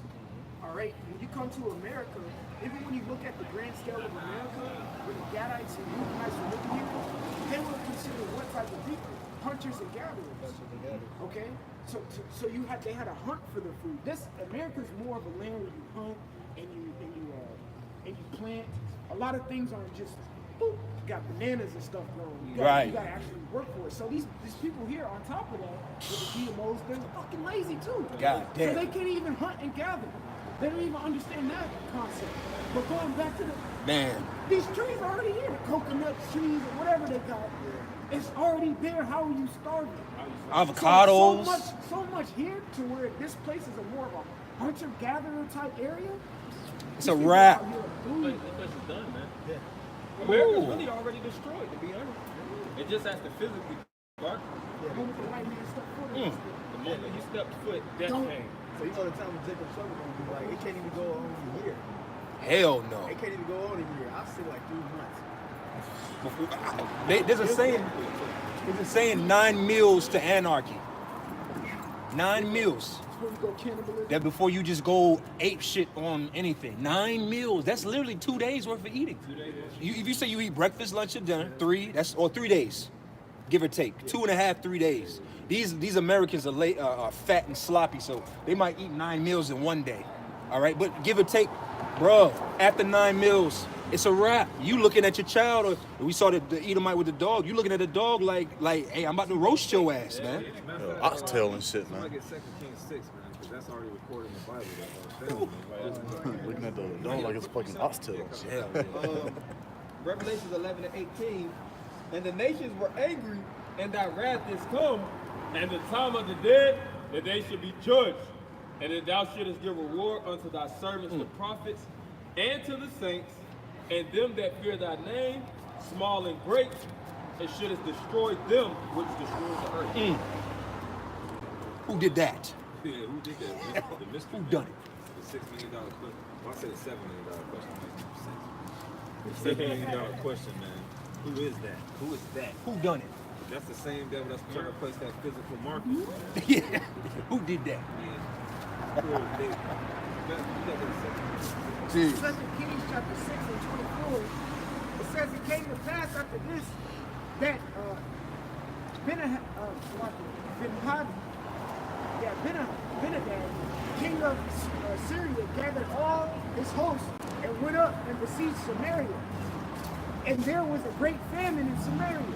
And behold, they besieged it, until an ass's head was sold for 80 pieces of silver, and the 4th part of a calf of gold. Niggas ain't got silver. Gold for 5 pieces of silver. That's what's gonna happen, man. That's why the scriptures say wisdom and knowledge will be the stability of our times, man. We know when all hell breaks loose, man, we ain't gonna be eating no goddamn squirrels and horses and dogs. And dead people. Like even the video that the brother put up, that audio that Edomite talking about how America was in, they were going around filleting the cat, man. All right, so that's the same thing that's gonna happen, man. They're gonna be eating them, All right, it's gonna turn into cannibalism, man. Matter of fact, you get 2nd Ezra 15, I think it's 57. And like the brother was speaking about, he said that was a form of hyperinflation, man. When something inflates drastically to the point where it's scarcity and it's demands of things that you actually wouldn't even desire to eat. Spoke about the ass's head, dove dung. People are going crazy to purchase dove dung. That showed you it was nothing left to eat. It said for 5 pieces of silver. For silver. To buy some shit. Oh. So you individuals with these Federal Reserve notes that don't have a plot to piss it in the window to throw it out, when they besiege these cities that you live in, just like what was that, Benedad? Just like Benedad besieged Samaria, what are you gonna have in your supply, so to speak? Right? The men of the Lord, we're gonna be taken care of. We got faith, man. But you individuals that don't have that Psalm 34:7, the angel of the Lord encamping around you, you're gonna be jacked up, man. Yeah, man. You're gonna look at your little baby like a goddamn T-bone steak, like some prime crack. Like a lemon pepper wing. Yeah, like some lemon pepper wings. Goddamn euro and shit. Yeah. Oh, and these different bandits, these psychopaths, the majority of people in America are truly psychopaths. They eat anything, any damn way. So you watch shows like Fear Factor. Oh, how much they'll do for $50,000. Drink donkey urine, donkey semen and shit. Yep, semen. They drink a whole thing of semen. That's why the show got canceled. Yeah, the show got. But hey, that's these people, man. They made a person drink donkey semen. Oh, that's when they canceled. That's when they canceled. That's a precursor. That's a preview of what's gonna happen in America. You motherfuckers gonna be drinking your own urine. You gonna the scriptures say, I think you're going in that 2nd Ezra. The scriptures say you're gonna split your children down the middle and drink their blood. Yep, for thirst. For thirst. It's gonna get fucked and crazy out here. Don't bring up limitations. Because every reality is with that, man. Splitting. It's going to be real scripture, real vibe. So it says, verse 26. X-rated. It says, and as the king of Israel passing by upon the wall, there cried a woman unto him, saying, help, my lord, O king. Verse 27. And he said, if the Lord do not help thee, when shall I help thee? The Lord ain't help you. Why should he help you? Just like every man, in other words, every man for himself. If the Lord ain't with you, I ain't finna go out my way. Right. And that's gonna be, just like the word said, that's the mentality we're gonna be in that day, man. The Spirit of the Lord has to be with you. That's why the scripture says, wisdom and knowledge shall be the stability of thy time. Endure hardness as a good soldier of Yahweh, 2 Timothy 2:3 also. That scripture just proved that. Yeah, because it's gonna be survival of the fittest. Only the strong survive. You ain't gonna be seeing a woman getting gang raped and get off of that's a female. Hell no. The black woman is God. That's a sister you touching on. He's in the book of Eli. Sucker. True. It ain't gonna be nothing like that. And what was Eli knew the scriptures. Eli was bad with them. Yeah. He was so bad that at the end of the movie he could quote Genesis all the way to Revelation. Word and for when he word. seen that woman, Word for word. And when he seen that woman getting gang raped, what he did? He turned his back and said, "Stay on the path. Stay on the path. Stay on the path." That was his mentality, man. It's gonna be like that. We're gonna hear rape from miles away, murdering from miles away, wailing, gnashing of teeth, all burning, people set on fire. We're gonna see all that shit. But the Most High gonna put a certain spirit on it. Can I bring out a quick precept to go with that? This is 2nd Ezra 16 and 70.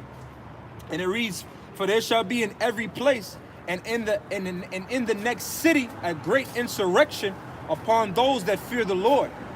They shall be like mad men, sparing none, but still spoiling and destroying those that fear the Lord. For they shall waste and take away their goods and cast them out of their houses. Verse 73. And then shall they be known who are my chosen, and they shall be tried as the gold in the fire. Yeah, so we're gonna have to go through these trials and tribulations of Jacob's trouble, man. So what the hell is Satan talking about? All right, what the hell? He just totally preparing to bug these people out, man. Because first of all, they're gonna be a target with them goddamn fringes on a t-shirt. Not God bless fringes. I'm just saying they're gonna have those fringe t-shirts. They're gonna be a target anyways. So they're not preparing the people, man. Right. It's getting to a point where, well, let's continue on that second key. It says, verse 27, he said, if the Lord do not help thee, when shall I help thee? out of the barn floor, or out of the winepress? Verse 28, and the king said unto her, what aileth thee? She answered, this woman said unto me, give thy son, that we may eat him today, and we will eat my son tomorrow. That's what it's gonna come down to, man. And then people already programmed in America, man. Your favorite McDonald's, man. Yeah. All right, that's cannibalism, man. When you see little Bobby missing the milk carton during these satanic holidays, man, like last month, Halloween. This last month, you had these people going up and down a month and a half ago for Halloween, and a lot of these kids end up missing, man. Where do you think that goes? In your local mainstream fast food chain, man. Yeah. Chicken nuggets. Kids got cell phones. So why the hell Esau created the RFID chip to make everybody feel comfortable when you already got the chips inside these phones to tell you where people are at, and you can't even find these missing children? Every data that we got, they sell it. Sell it to That's who? true. They sell it to these different countries. Yeah, little Bobby in somebody's stomach right That's now. another job to help the community out. That's a good point. That's a real good point. Like you said, come on now. Like you said, how much these devils, when you do Uber, they can drop their direct location so you can see it. It'll come on the menu or the little map. It'll be like an exact, this is, oh, such Susan is over there on the other side of the street. So you, like you said, how the fuck is a child go missing and not be seen in 2018, man? Come on, man. The elite has something to do. It makes sense to us. It says verse 29. Okay. So, verse 29, so we boiled my son. Ate soup out of his ass. Son. Yeah. Nigga noodle soup. Nigga noodle soup, man. Verse 29. Again, we laughed because it's true. Threw some carrots in it. So laugh at your commandment. Alright, it says, so we boiled my son and eat him. And I said unto her, That's the epitome of work. What the scripture said, the love of it shall wax cold. That's the same child that she nurtured every night and sucked the paps, 3 paps of her breast. You know, made her the same one she named. You know, she made a covenant with a woman to boil the blood just to eat him. Damn. And it was gonna hold her son to the morning. That's foul, man. Here it is, you taking the skin, that's filthy. You gotta have heavy demons over You gotta have heavy demons. well, that's a heavy curse because it's read about in Deuteronomy 28. Jeez. So that's the curse from the Lord. It don't get no worse. I don't want to say worse, but because everything from the Lord is righteous, but just for edification purposes, it don't get no worse than that.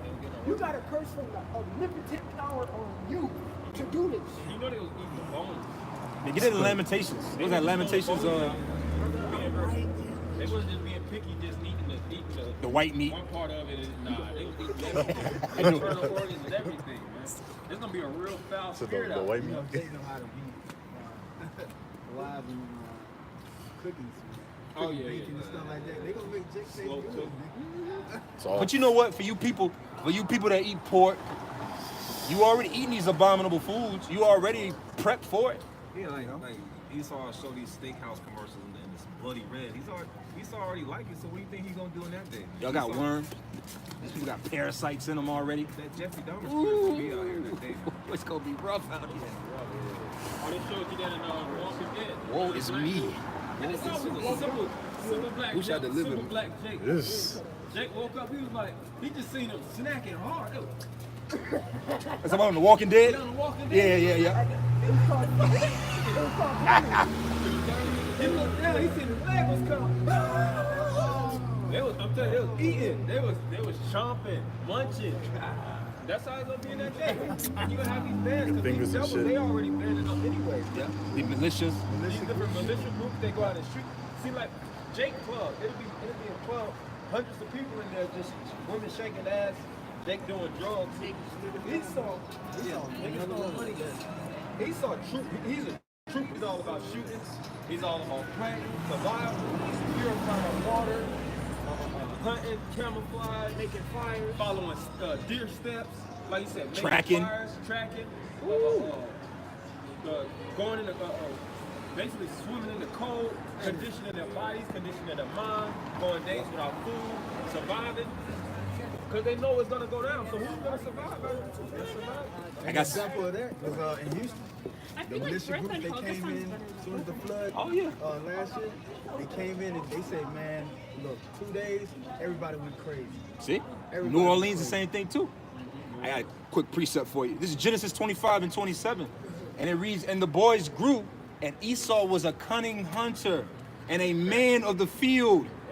And like he said, and what does it say about Jacob? And Jacob was a plain man dwelling in the tents. Jake likes to chill, man. And we ain't even in that time. So speaking about Jake being the old lion, just basically being in a sleepy, lackadaisical state. Because we like to chill. If it was up to us, we'd be chilling on Saturdays. That's just the spirit of Jake.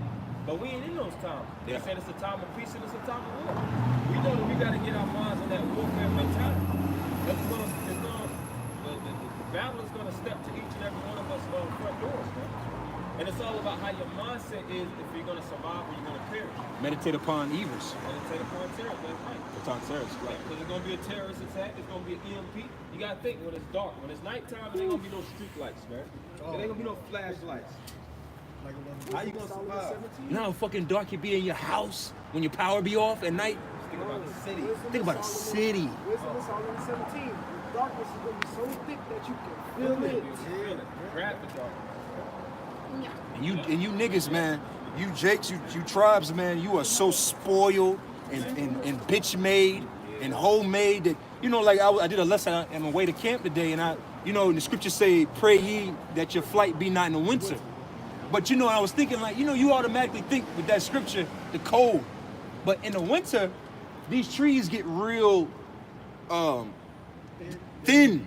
So a wooded area of trees like that, you can see straight through that for yards. So you people, you know how technically advanced you have to be to trek through woods and not be seen.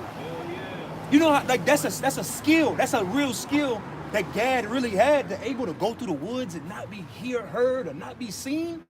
You motherfuckers don't got that skill. Right. Only the Navy SEAL do, but they Damn.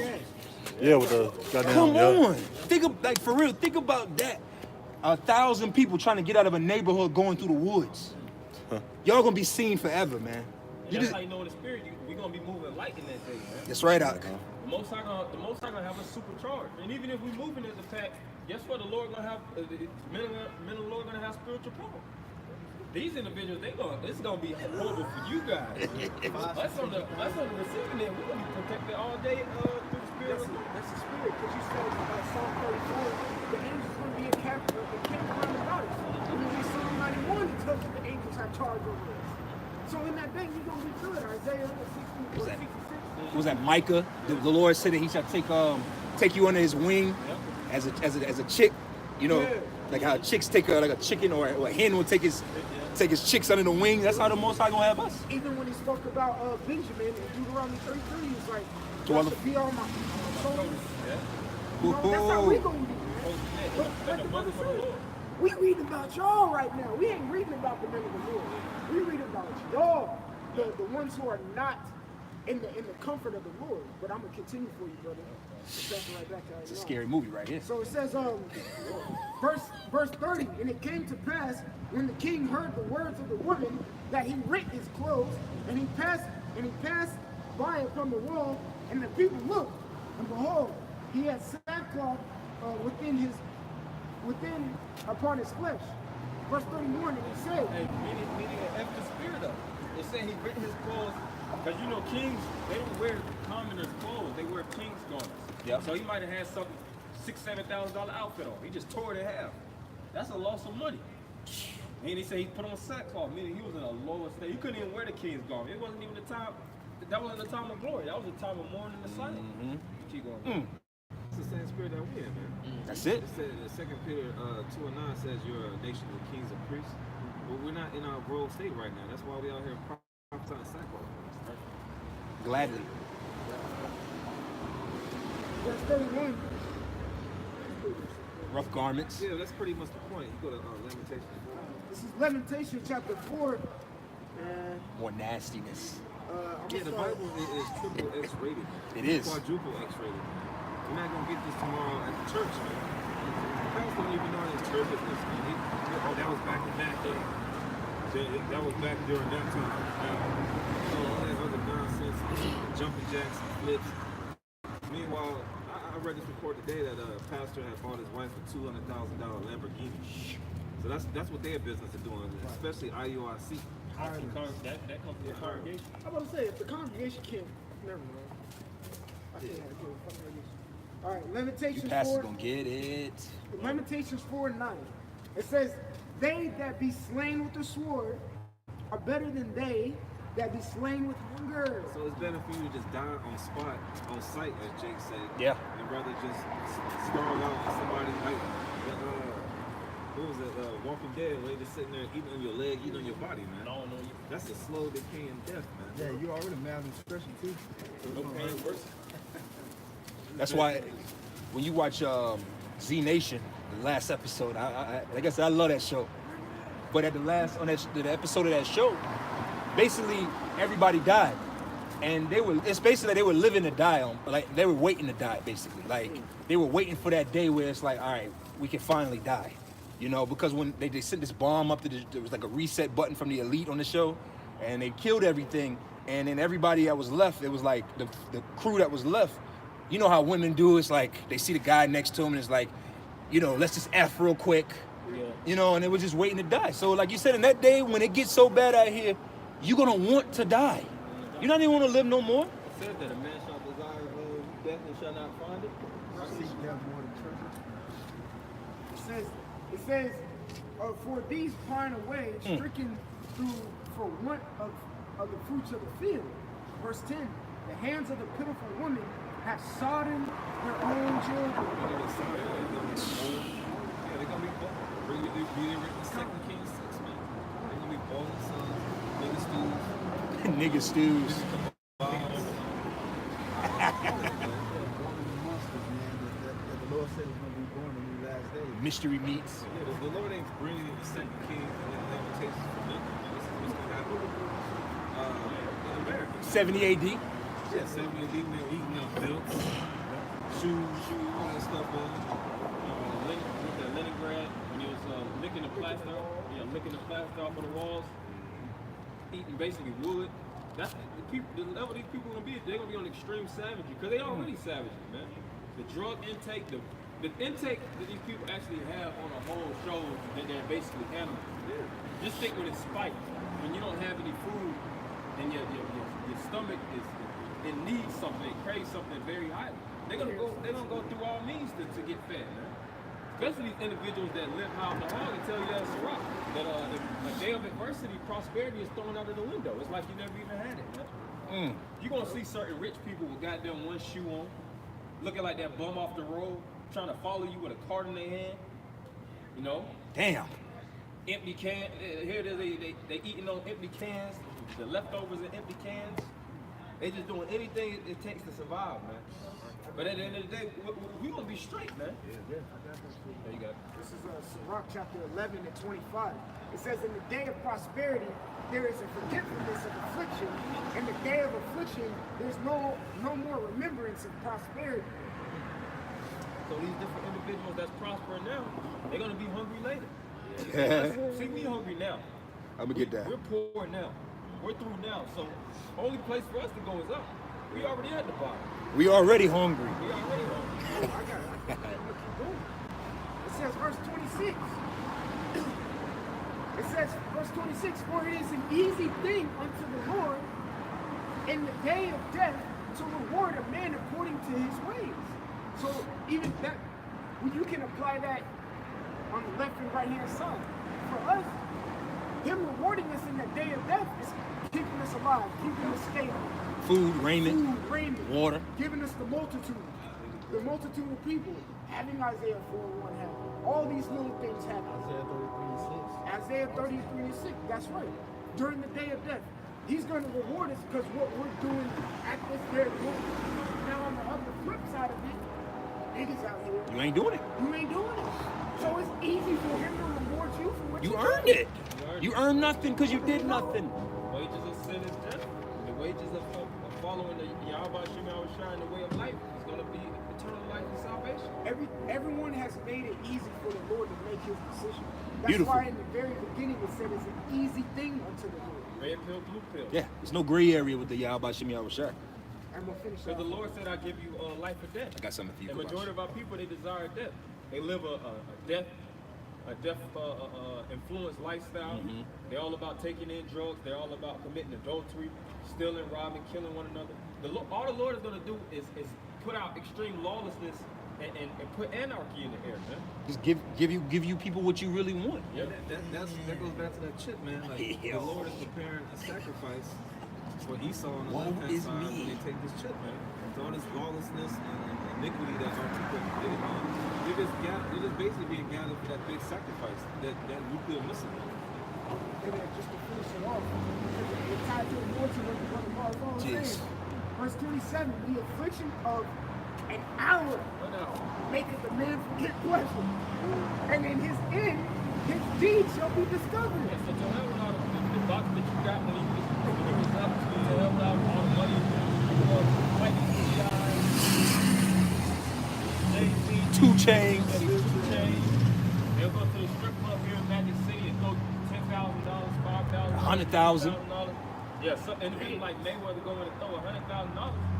Hey, when all accounts is frozen as an EMP, you ain't got access to shit. You can't drive your car. Because when an EMP hits, it's not just gonna shut down banks. It's gonna shut down banks. It's gonna shut down your water system, Hospitals, your all electricity, your cars, anything that has any type of electric circulation. Show you that on War of the Worlds. Just imagine what's gonna happen to these rappers, man. They be talking so much shit on these records about niggas. I'm gonna do this to you. I'm gonna do this. I did this to your girl. When that, like the brother said, the EMP shut down, your bank account freeze, you can't drive that Lamborghini and Maserati, man. You're gonna be fooled out here, man. Everybody gonna be on equal playing field. Yeah. And it's really gonna revolve around your skill set. Cause these devils, to be honest, they don't even need a lot of that shit. They can actually operate without electricity. They know how to put, they know how to create bullets. You know, they know how to take certain materials and create gunpowder. Homemade guns. Create electricity with water. Create electricity with water. You know, and do we have those skills? No, but guess what? The Spirit of Yahweh Shem Yahushua is going to protect them. You had men of the Lord that got fed divinely, man. By ravens. The Most High dropped manna, quail. So at the end of the day, we ain't even worried about that. The Most High dropped another Shoot, I know how to do it with batteries. What happened to Daniel? I used to do that shit. Yeah. Who's to say I'm all the way on the other side of Georgia, and you just teleport to me because I'm in a time of distress. Give me some food, and you teleport back to continue on your mission. It's an easy thing for the Lord, man. And that's why before he raises us up as kings, he's raising up our mentality. Because we have to go through these different things. We have to have that level of solemnity. We have to have that level of self-preservation, self-endurance, austerity. Because you have to have a strong mind. Just like on The Matrix, when you watch the scene where, what's the name guy? Morpheus. When Morpheus got in the hands of angels, they was trying to crack his mind, man. They did anything in their will through their power to break the mind of Morpheus. But guess what? He didn't crack. He knew it was going to be a time where he would have to face adversity, the highest form of adversity that his mind could ever take. He sacrificed himself for Neo. That's how he ended up in that situation. Show you same thing with us. Show you in that movie Robin Hood too. Jamie Foxx's character. I don't know if y'all haven't seen the movie yet. I haven't seen it yet. But you did. Jamie Foxx's character, he pretty much sacrificed himself for Robin Hood. He got caught up, with chains, and everybody tortured him. But he literally said it. He's like, I got faith. You can't crack my faith. See? And that's what got him up out of his situation. He conquered at the end of the day. Walk by faith and not by sight. That's it, brothers. You had something, Kabash? I had something. Oh, no. Yeah, go ahead, bro.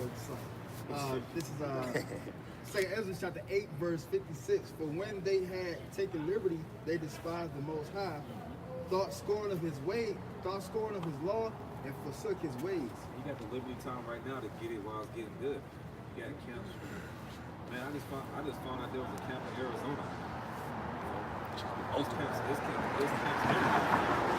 The it's getting good, man. To figure out who you are. You so-called Negroes, Latinos, Native Americans, confusing faces. They walk up and down the streets. Right? So, with the terror of the Lord, we persuade men. They be bringing out the terrors, man. A whole lot of them. Yeah, there's a whole lot of them, man. We probably got more than this, but you know, it's all, you don't have the you have the liberty to go watch a college football game. You got the liberty to go smoke weed. You got they have the liberty to go commit adultery or do whatever devices feel in their head. But when all that comes, they're gonna be trying to cry whatever deity they believe in. Yeah. Some of them gonna be like, oh man, I heard the name of the Lord is Yahweh Shema man. Yahweh Shema man, save me, man. Gonna get zapped. Man. That's exactly what's gonna happen, man. Because you didn't take this grace period, all right, to get yourself right with the Lord. Yeah, Proverbs the first chapter. They term not at the reproof of the Most High. Scorn and fools hate knowledge, like you said. And then what did the Lord say? And then when your calamities come, then the Lord shall laugh. So when you finally think you're going, Yahweh, the skies literally might open up and a big laugh might come through at your ass. Hide in the hot hit him and zap him.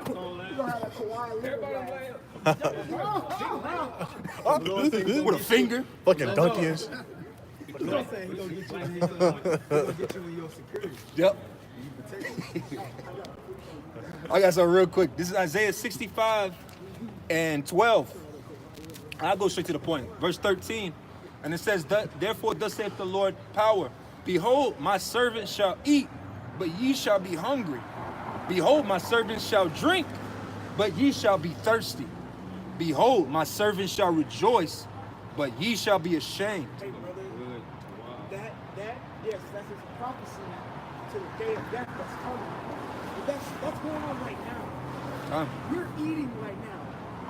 2/3 hungry. They thirsty, but we drink. All right? Famine of the word. The famine of the word, bro. Famine of the word right now. It's a famine of the word. We're getting fat with these scriptures. You getting fat with it. What else did it say? They show pretty much more. I'll read it. It says, but behold, my servant shall rejoice, but ye shall be ashamed.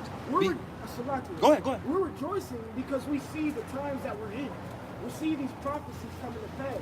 We see the wars and rumors of wars. We see the signs in the firmament. I mean, in the heavens. We're rejoicing because our salvation draws nigh. Salvation is drawing nigh, and our captivity is coming to an end. You know, we're about to get broken out of jail. We're rejoicing at it. Hell yeah. You know how they be in bondage, like today in jail, they got one more day, they chilling, they cool, and they happy to get out, even though they got to go back to the trap. You know, but we keep going. Hey, you Jakes that's locked up, you're gonna be like the dude off life, man. The one that was finna get out, but he couldn't because he been doing all that foul stuff in jail, man. He just couldn't even leave. I can't go back to my family looking like this. Yeah, you was blowing all kind of right. Hey, you can't. Jake can't even acknowledge the Most High in the state there, and that's why it says it's gonna be shame and everlasting contempt. Because while you had liberty, going back to 2nd Ezra, the 9th chapter, they were being liberals instead of actually downing themselves with the law, statutes, and commandments and being a good servant. That's what Esau teaches them. The word liberty was literally a stumbling block too. Like you said, instead of acknowledging and considering their liberty, they became liberals. And it's funny as hell because Liberal, we live in Liberty Bell. Liberty. Lady Liberty, yep. The scriptures always talk about Jake had liberty. Liberty just means free. Yep, that's just free. Wax fat, yeah. And what it said, they rebelled, man. But see, even though we're living liberty, we don't use that as a license to live simple. Because we consider it. We consider it, and then and viewing it attentively, we use it wisely. We're taught in our liberty. Logic, brother. Because you read Paul's epistles.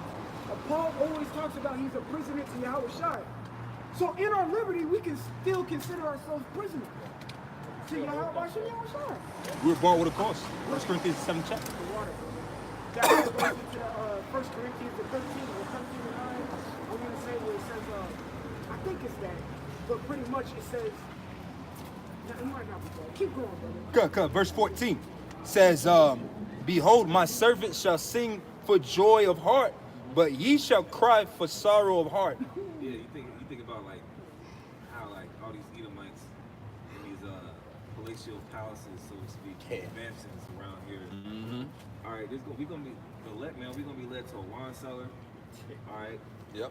Place where they got top notch food that's been waiting there. All these preppers that been prepping. Yep. Just like the dude in the road in the sun. Yeah. Oh, you'll watch that in the movie. You'll probably go in the house and the person that killed themselves. And they have all kind of shit around the house. Like, God damn, we done letting this fight the last us till salvation. Yup. Change clothes. Yeah, I'm about to put this Gucci hoodie on, man. Real shit. Like, I didn't even wear Louis when I was a cat. Right. These rich ass Edomites that I quoted Matthew 24 about pray your flight be not in the winter. The Most High might lead us to one of these rich Edomite houses and we going through it with a fur. Hell yeah. A fucking full-length fur in this bitch. $50,000 coat. That's what happened in Egypt. We got out of there with gold. Yeah. And we spoiled the Egyptians. So we gonna leave this thing fly, man. No, we gonna leave it. We gonna leave this thing in a new body going with it. Yeah. That's how we leave it. $10,000 bottles of wine. Now, of course, you're gonna have the opposite side of the spectrum where it's gonna be men that has to be strictly tried. You're gonna have to go through that furnace of adversity. Some men gonna have to be beheaded for the name. But us on the whole, at the end of the day, we gonna reach paradise, man.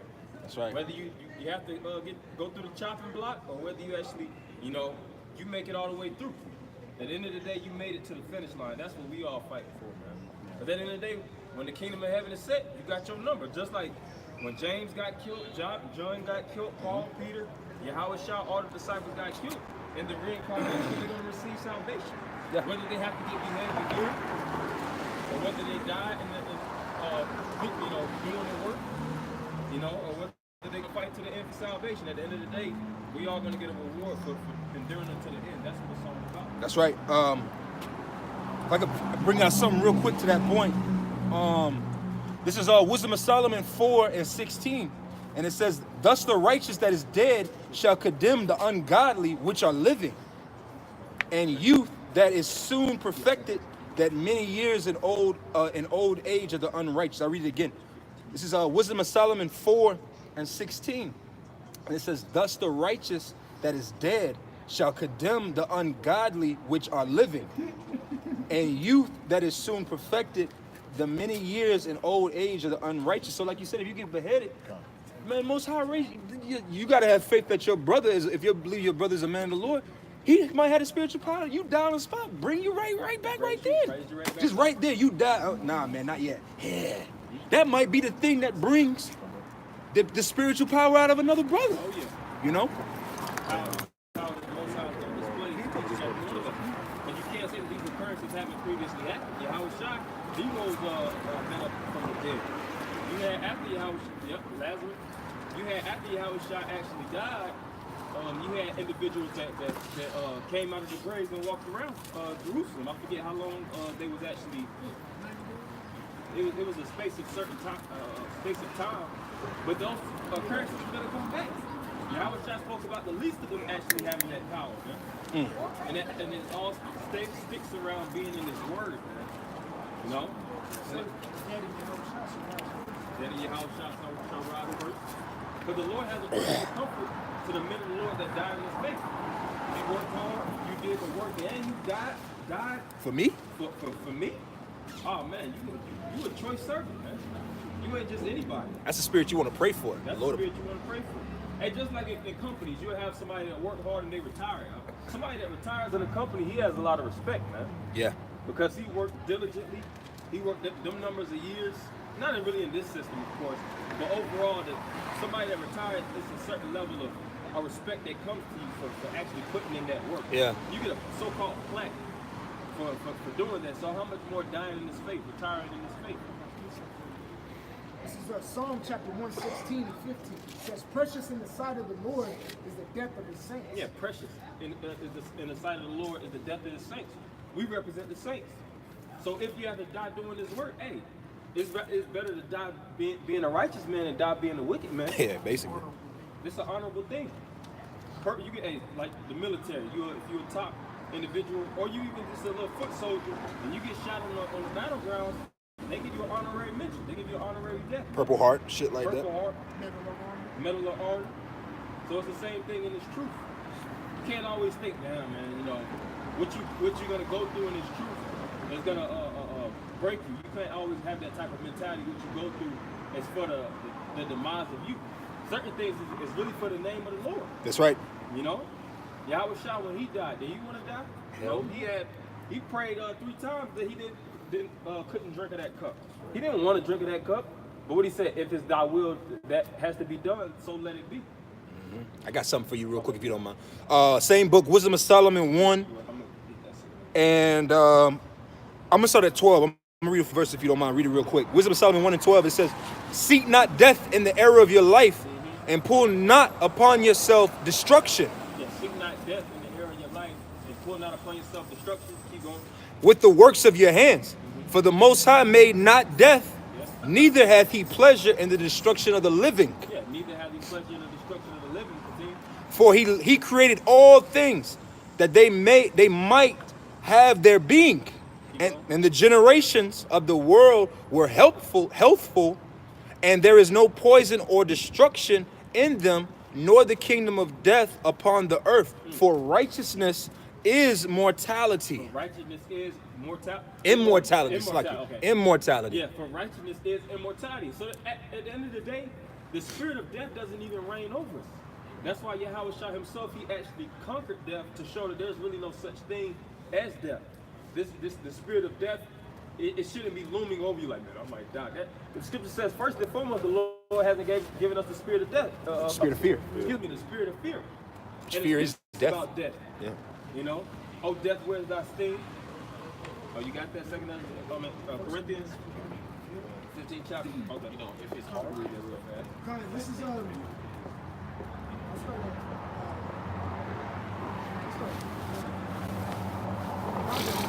And the reason why majority of our people are so fearful of the concept of death is because of the things that they committed iniquity for on this side. We really have insurance. We have a guarantee. We know while we was on earth, we did the right thing. We have good, you know, we did the righteous moral things. We repented in the name. We had an ethical way of living, so to speak. You know, we live upright. We live righteous.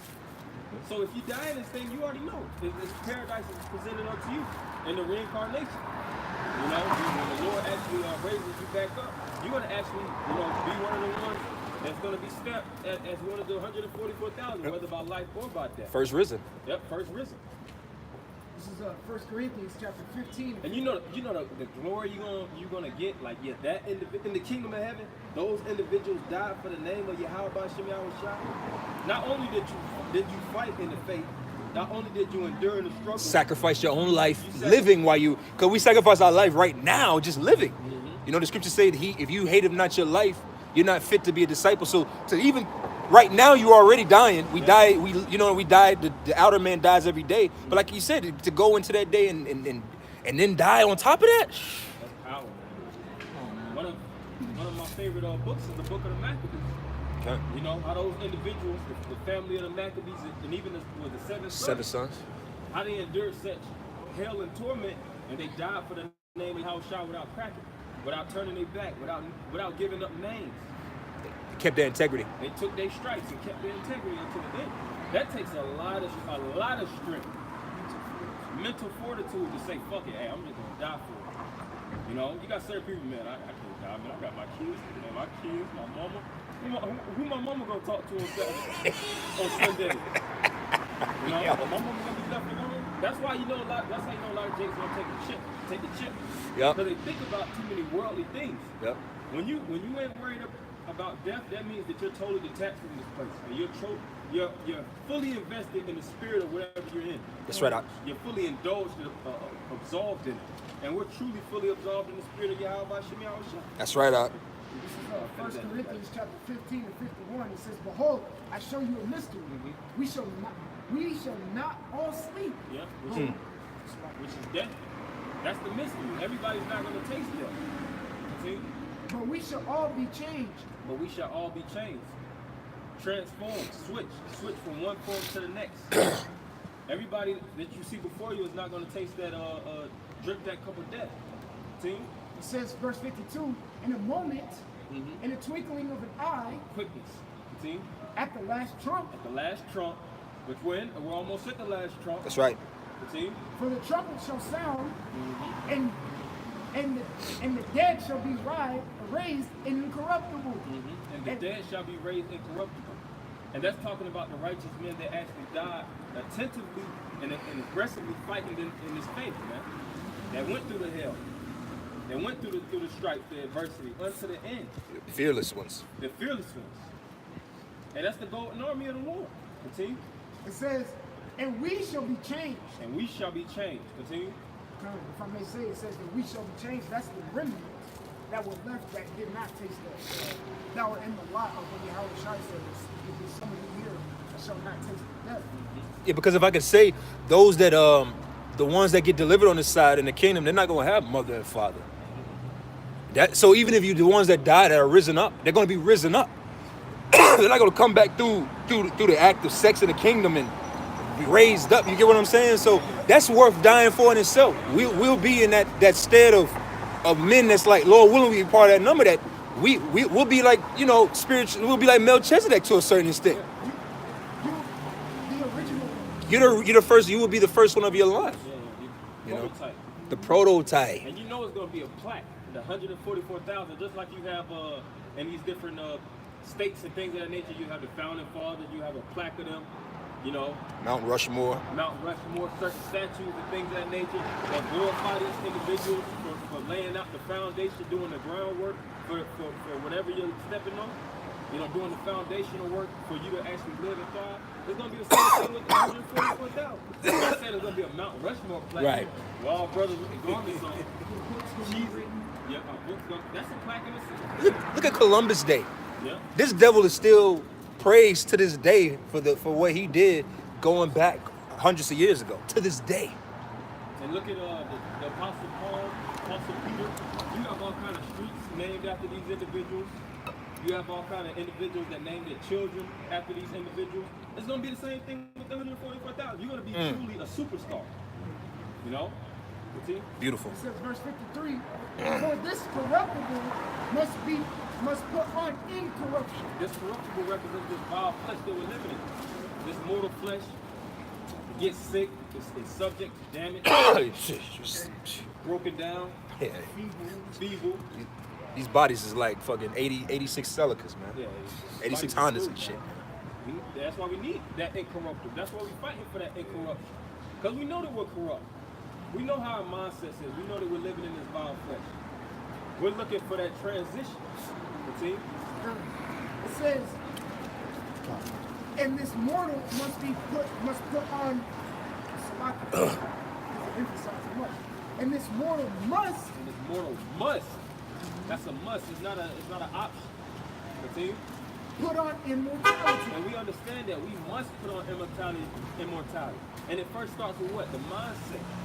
The first thing with immortality is reading about immortality, understanding the concept. What's immortality? Righteousness. Can I read it again? Righteousness is immortal. I'll read it again for that, because since he read that. This is Wisdom of Solomon 1 and 15. For righteousness is immortality. Righteousness is immortality. When you read in the scriptures, a matter of fact, get on Wisdom of Solomon, the 2nd chapter, around the last verse, for the Most High made man immortal. Because when you read Genesis, in the beginning, man was created to be immortal. Adam lived to be 900 plus years old, but he had to suffer that sting of death due to envy of the devil. He made the bargaining chips with the devil, which pierced his lifespan. Yeah. And at that moment, everything went on a steady decline. Shit, life was brought down to what? What's it say in the book of Psalms? Man was promised 80 years of life. Matter of fact, if you can find that scripture, that's a good one too. Because we got shot down. We through now. You lucky if you get to 21 on this side now. Back in the ancient world, it took two big Israelite men to get a cluster of grapes. We were bigger, we were stronger, we were more efficient. So it tells you that in Ezra, how we're less in stature now. You know, we degenerated because we went from immortal to mortal, from incorruption to corruption. See, you got that? Yeah, this is the Wisdom of Solomon chapter 2, verse 23. For the Most High created man to be immortal. Yeah. So the Most High created and crafted us, designed us for immortality, to expand, to live forever. You know? Just going back to the oldest man that ever be recorded, Methuselah, 969 years old. He was born to be really immortal. But like I said, it all goes back to envy of the devil. That spirit of envy, where when the devil actually made that chip, that bargain, it actually cut into our lifespan. And we started to fall from then. That's when we really went from sons of God to Psalms 82 and 6. Yep. You got some more? To die like mortal men. I got something for you. But You got a little bit more. keep on. Okay, this is Wisdom of Solomon 2, verse 23. For the Most High created man to be immortal and made him to be an image of his own eternity. And made us to be an image of his own eternity. So we're supposed to be living eternally. You can't put no number on eternity. That's forever. And guess what? It's going to go back to that day. It's going to go back to that time. It's going to go back to Genesis. And that shows you're going to have new bodies. We're going to have a whole new dynamic of living. Yeah. How we're going to eat. How we're going to reproduction. It says the little one shall become 1,000. Because right now we're not living, man. This is not living. Yeah. They could do everything in their will to actually come up, and it does nothing but further push you in a pit. Yeah. These basketball players, these football players, they work strenuously, tediously, just to go pro. Because first off, they're training from the teens, early teens, or from a child. Yeah, 5, 6 From years an old. Yeah, so-called adolescent. They strip their lifestyle, their childhood is stripped from them just to become efficient in that craft. And they constantly have to work. They get a woman, they get nice, they come to the point where they go pro. They get a woman, they get nice cars, clothes, houses, but they can't enjoy it because they always working. Yep. And right when they stop, that's when everything else stops. They start to lose everything. Yep. Like KG, right when KG retired, what happened to him? His woman left him. Put him on spousal support, put him on child support. Basically ruined his life. So in his so-called heaven that he thought, it turned straight into hell. Mm-hmm. This place has nothing for us. This is our race. That's why we're trying to fight. And we are fighting for something that's greater. That's right. Something that we actually have where we can actually sit down and rest and live forever in peace, without stress. Really enjoy a fine drink. Yeah, really enjoy life. Yeah, enjoy a glass of water. Hey, well, we can really love our women. Just fresh. Yeah, breath of fresh air, man. Nevertheless, through envy of the devil, continue. Came death into the world. So without that envy of the devil, it would have been eternal life, man. Always sacrifices, always in one spirit with the Most High. Never corruption, never transgression. But it's gonna go back to that day. It's gonna come to the point where it's gonna be no more homosexuals. 0% homosexuals on the earth. 0% whores, no diseases, no nothing, man. That's crazy. That's hard. That's hard to all of Israel righteous. That's the boom boom room right there. All of Israel righteous. That's there's certain things you can see in the spirit. That's one of them things, man. I can't see. Man. I can't see it either. I cannot see all. There's never been a point on the earth where all of Israel has been righteous. That's crazy. That's crazy. All Israel perfect. Law, statutes, and commandments fully embedded in them. No jealousy, no envy. You got to worry about a man trying to get at your woman, yeah, or your woman sneaking behind you. You ain't got to worry about none of that. Yeah, obedience. Children reverencing you and not talking shit about you. Pure honor, glory, slaves. Man, that's why for you to fall out of this thing, you have to be bugged out. You have to be a straight up and down dirty nigga. You got to be reserved for judgment. To fall out of this truth, the Lord actually hates you more than the 2/3 nigga, man. Yeah. Because he brought you into the pleasures of this truth. He let you see paradise and you turned your back on it. You got to be the worst of the worst, man. That's crazy. It's one thing to not know about it and chase this life, but you came into this truth, heard the truth, basically got a sneak peek to the kingdom, and turned your back on it. Scoffing at it. That's why these Jakes that actually heard this word going to be beaten with many stripes. You got some more? And they that do hold of his side do find it. And they that do hold of his side do find it. What is that then? We're not, and it first starts with us what? Detaching from the side of this devil.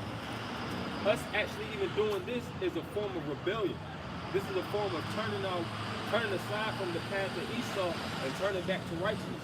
Going back to what? Immortality. Because the more that you actually... You got nobody on the bus. Ain't no stops. Screeching and shit. Like, I'm like, what the fuck going on? But the more that you actually depend on this system, the more that you depend on this devil, the closer it actually leads you to death, man. Yeah. It sickens you. Look at majority of our people. They depend on what? The hospitals. They depend on the hospitals to treat them from cancer, gout, diabetes, high blood pressure, diseases, Alzheimer's. They go straight there, and what do? They make them sicker, man. They make them sicker. They spike their hospital bills, and they make it to the point where they can't even leave those hospital beds, man. You got certain people that basically just live in the hospital. That's their home. Or what Jake will do is the hospital kick your ass out and turn your house into a hospital. You ever go to your grandma's house? It's a hospital, man. Smell like it. She got the fucking bed in the living room. Come on, man. Yeah. I had something real. This is Psalms 90, and I saw that 9, and it says, "For all our days are passed away in thy wrath. We spent our years as a tale that is told." Verse 10. The days of our years are 60 years and 10. Yeah, that's 60. 3 score is 60, because the score is 20 times 3, 20, 40, 60, and 10, that's 70 years. All the days of our life is 70 years continue. And if by reason of strength, there may be 80 years. So if you got a little bit of strength in you, you've been running around, doing your exercise, having a good dietary regimen. Alkaline-based diet. Alkaline-based diet, you might actually put an extra 10 on there. What the fuck is 10 compared to eternity, though? What the hell is 10 years, man? Compared to eternity. And you know when you 70 years old, you'll see certain people that's 70, they look like they want to die, man. In their 50s. Really, the 50 is the new 80. 30 is the new 50. You got certain people that have ED at 25. You got 21-year-olds that go to the hospital for dialysis, kidney failure and shit. Kidney failure. Cancer. You got 5-year-olds, 10-year-olds with cancer. Damn. And it's getting worse and worse and worse. We went from supposed to live forever to living 900 plus years. You're lucky. Jake in Chicago, it's certain parts of Babylon, niggas ain't living past. A nigga turn OG if he hit 21, man. Oh, yeah, 21. 21 is a miracle for certain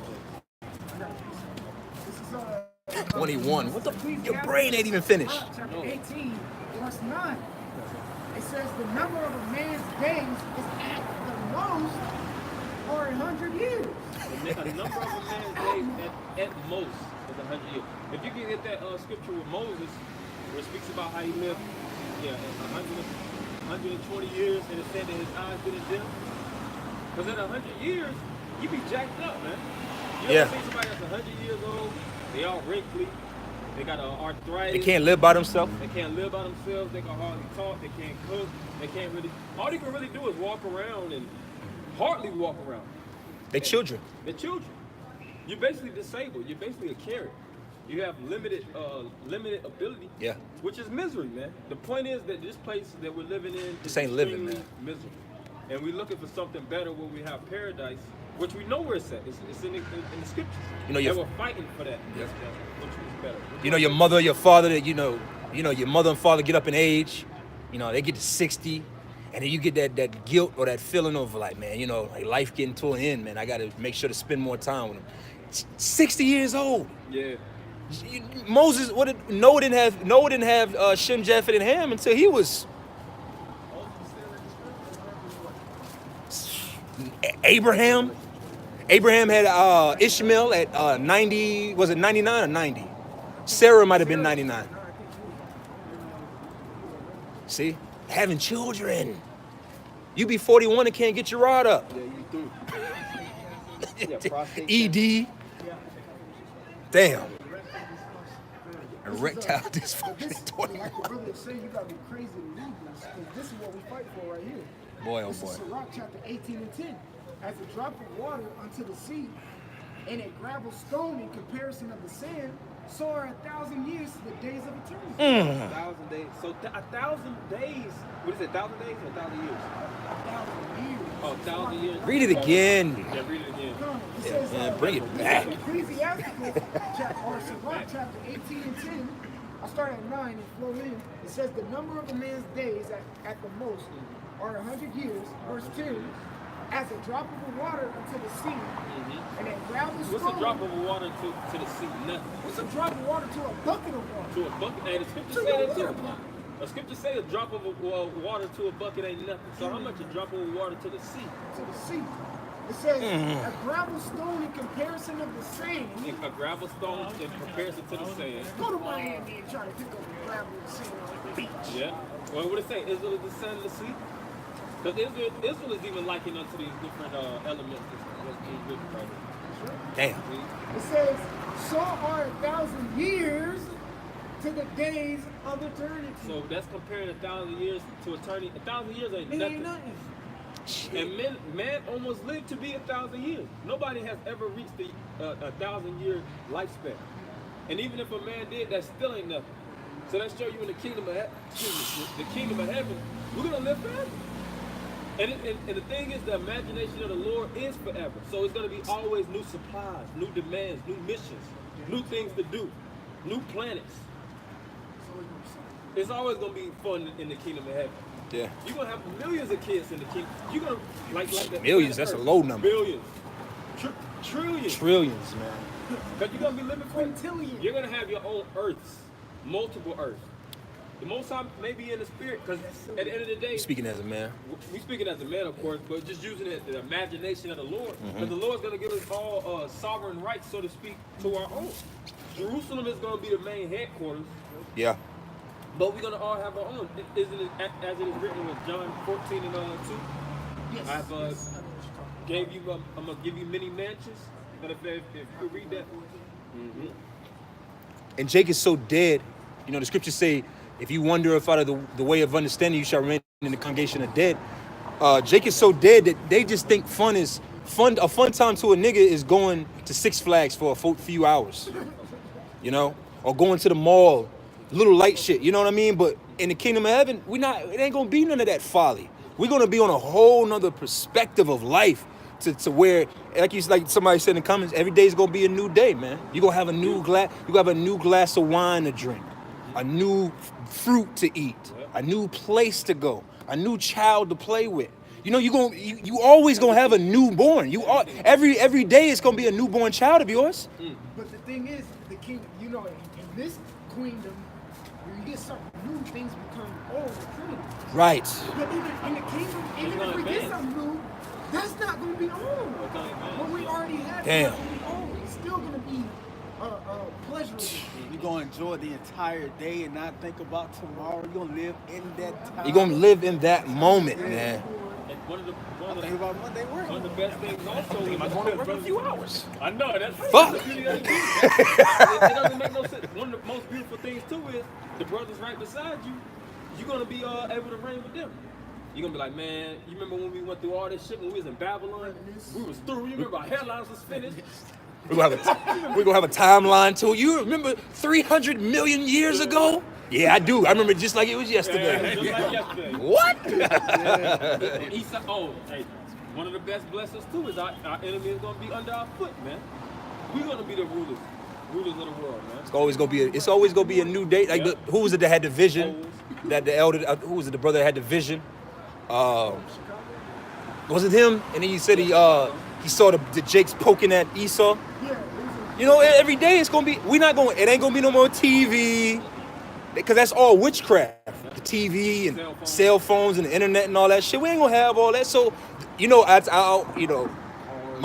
of my favorite shows. I love to watch like those ridiculousnesses and all that shit. You know, True TV. Cause I like to laugh at Edomites in pain. I like to see them getting fucked up. So we gonna be doing the same thing in the kingdom. They already got that jackass spirit on them. They like to jump off of high shit. We gonna put the spirit on them and be like, I'm not even gonna say it. What, like, it's all, everything's gonna. Matter of fact, since he's doing that, can I get a scripture real quick if you don't mind? Can you get 2nd Ezra 6 and was that 6 and 54? The world was made for our sake. This is 2nd Ezra chapter 6 and 54. It says, and after these, Adam also, whom thou madest Lord of all thy creatures. Yeah, so going back to, like you said, the Genesis, going back to the beginning of things, how it was supposed to be. Go ahead.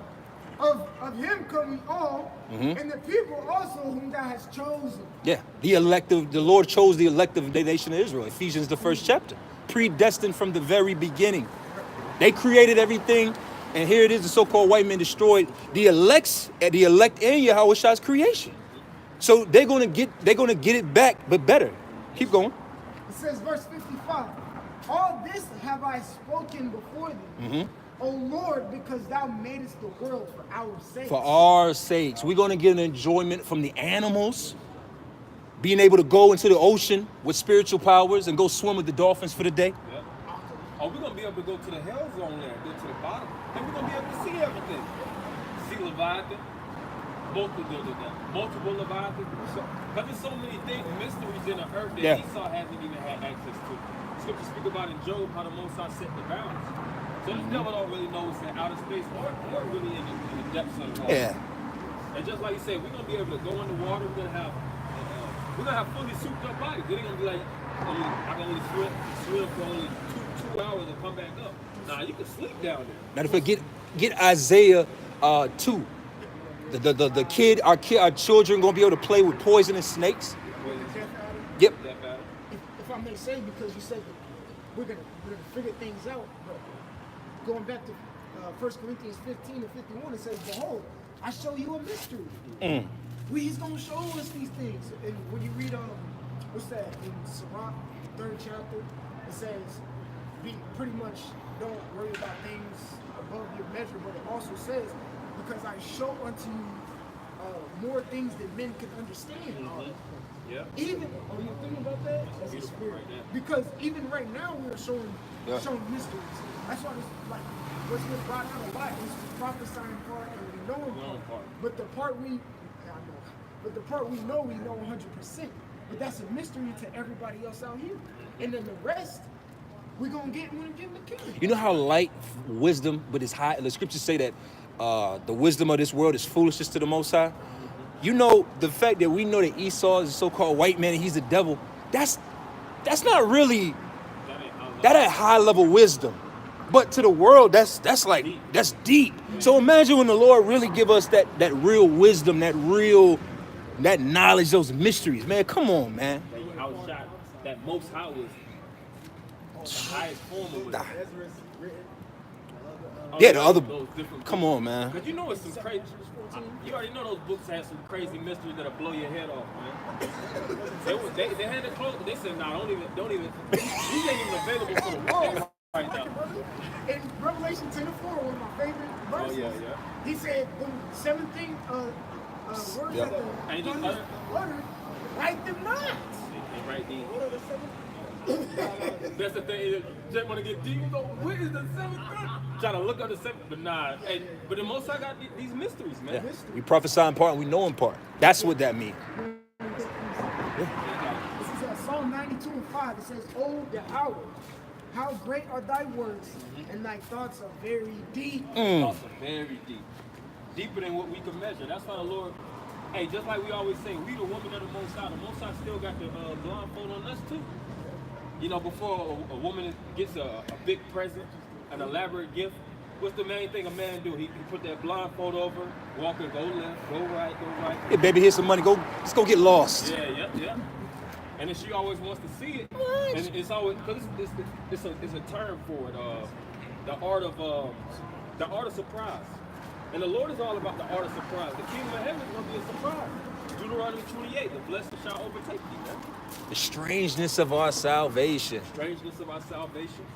It's gonna be something. It's gonna be marvelous to see these devils in their rightful place, man. That's strange, but that's low energy. That's low. That's not really high wisdom because it was already predestined that these cave people, you know, were supposed to be our servants. But because we went off, we had to go through all of this. So, like you said, man, the knowledge that's gonna come on the other side from the Heavenly Father. That's worth dying for. Are we gonna have access to the angels, to the dominion? We're gonna see the angels. We're gonna judge the angels. Like the angels now. When the Most High put the spirit, it was Elijah, Elisha, his servant. When he pulled the veil back, where he said that there's more of them than us. When he pulled the veil, and he seen all those chariots. We're gonna have the veil always pulled back, man. We ain't gonna have these mortal eyes. The Most High gonna change our vision. He's gonna change our whole way of thinking, man. We're gonna truly be able to see a spirit world, and we're gonna be able to live in it. You know, live amongst the angels. So the Most High shall dwell amongst us. Yep, the Most High shall dwell amongst us. Go get that on Matthew 5th chapter. Blessed are the meek. We're gonna see your house. Hey, Moses saw. For they shall see the Most High. Moses saw the Heavenly Father. But that might not be something that's given to the rest of the nation. That's the point. That's why trying to fight for this 144,000. Job said, I shall see my Redeemer. We're gonna see these things. We're gonna see these things. But it's all about doing what? Hoping down in our office. Spirit bad, man. You see how the Spirit took us from, we talking about all that gloomy darkness, and now we talking about the glory, man. That's beautiful, man. Gotta go through the bitterness. You got that in Matthew 5 for the blessing. Yeah. This is Matthew 5, verse 3. Blessed are the poor in spirit. And that's us. We the poor in spirit. Right now, we're in extreme poverty. We living in the ghettos and the hoods. Yep. You know, these jacked up houses and things of that nature. But the scriptures say we blessed. Why are we blessed? 15. For theirs is the kingdom of heaven. For ours is the kingdom of heaven. The domicile of kings is going to be where we're going to reign. This ain't even the kingdom of heaven. You know, you look at these super elites, you see how they could drop $100,000 at the drop of a dime. They can move from one country to the next, drop $1 million here, drop $1 million there. Here it is, they'll spend $1 million and they might have just made $3 million off of nothing, man. And they sleep. That's how we gonna live. Elaborate parties. Oh man. Oh, like the parties in the kingdom of heaven. You read in the scriptures when David got the tabernacle back. The Ark of the Covenant back. You see how he was living it up. He was giving flagons of wine to everybody in the city. Yep. Night drinks, everybody. They was basically living it up. Yeah. And the kingdom of heaven is going to be that every single day.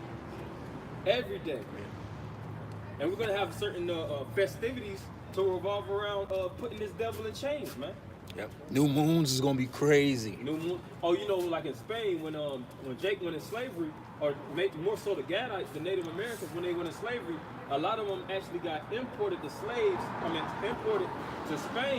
and they actually had parades where those slaves would actually walk down the streets, and everybody would have festivities, drink, and they would just they was probably part of the parade whooping Native Americans' asses.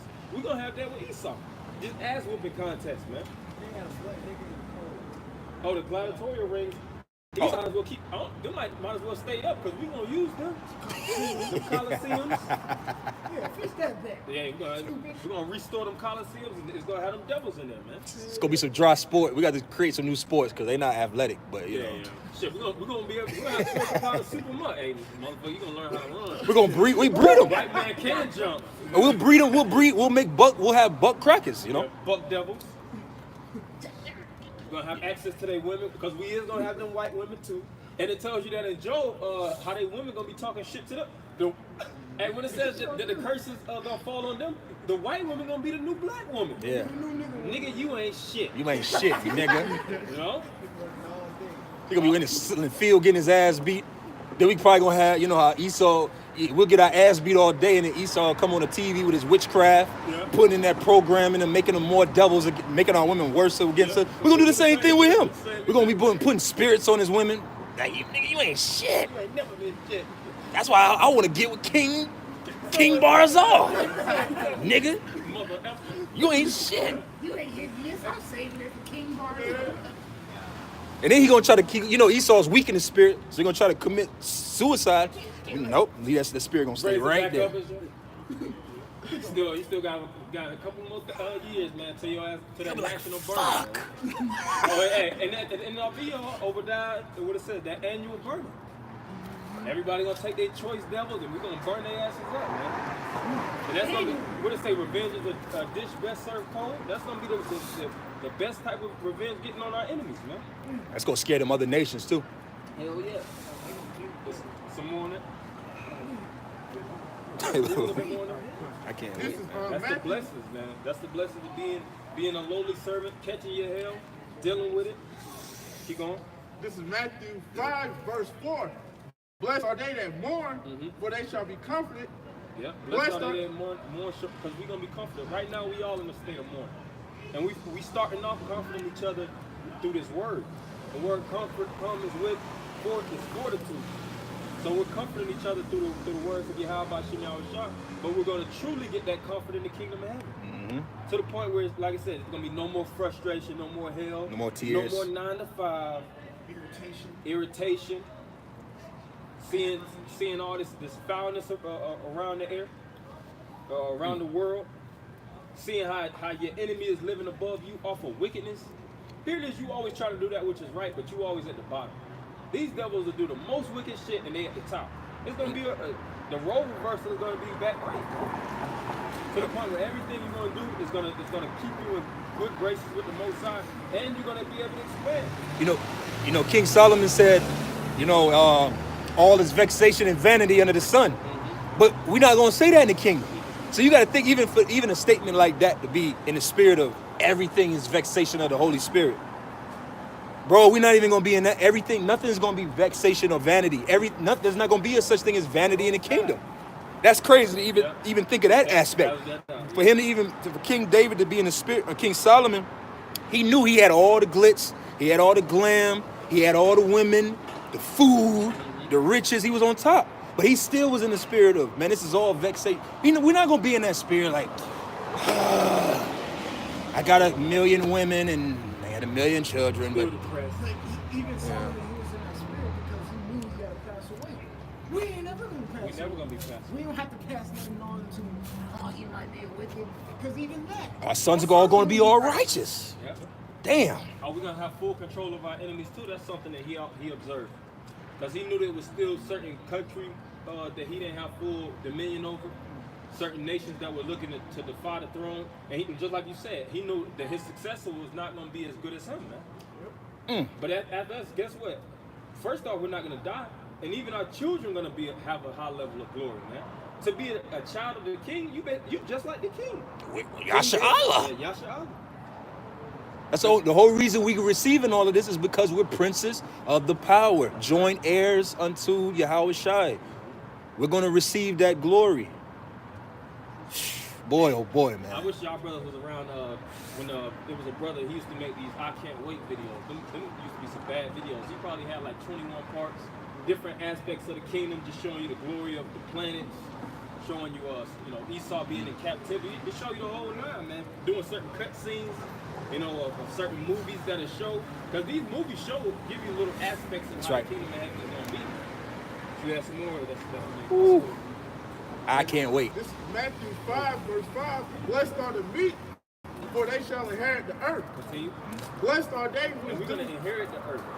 Like it says, the earth is given into the hand of the wicked. Esau inherited the earth right now, and he done destroyed it fully. But when we inherit it, we're going to have to recreate everything. It's gonna go right back to paradise. It ain't gonna happen overnight. It's gonna come by the hand of workers. Who's gonna be those workers? These white people, these Chinese. They really gonna have the same lot in the kingdom of heaven. A lot of them gonna have the same lot as they do now, man. Yeah. These hardcore workers, these hardcore Chinese men is always goddamn working 60 hours a week. They ain't finna stop that. Ham. They gonna go from building Esau kingdom to building our kingdom. Yep, Ham. These Hamites. Yeah. And what the scripture says that the glory is gonna be translated from one person to the next.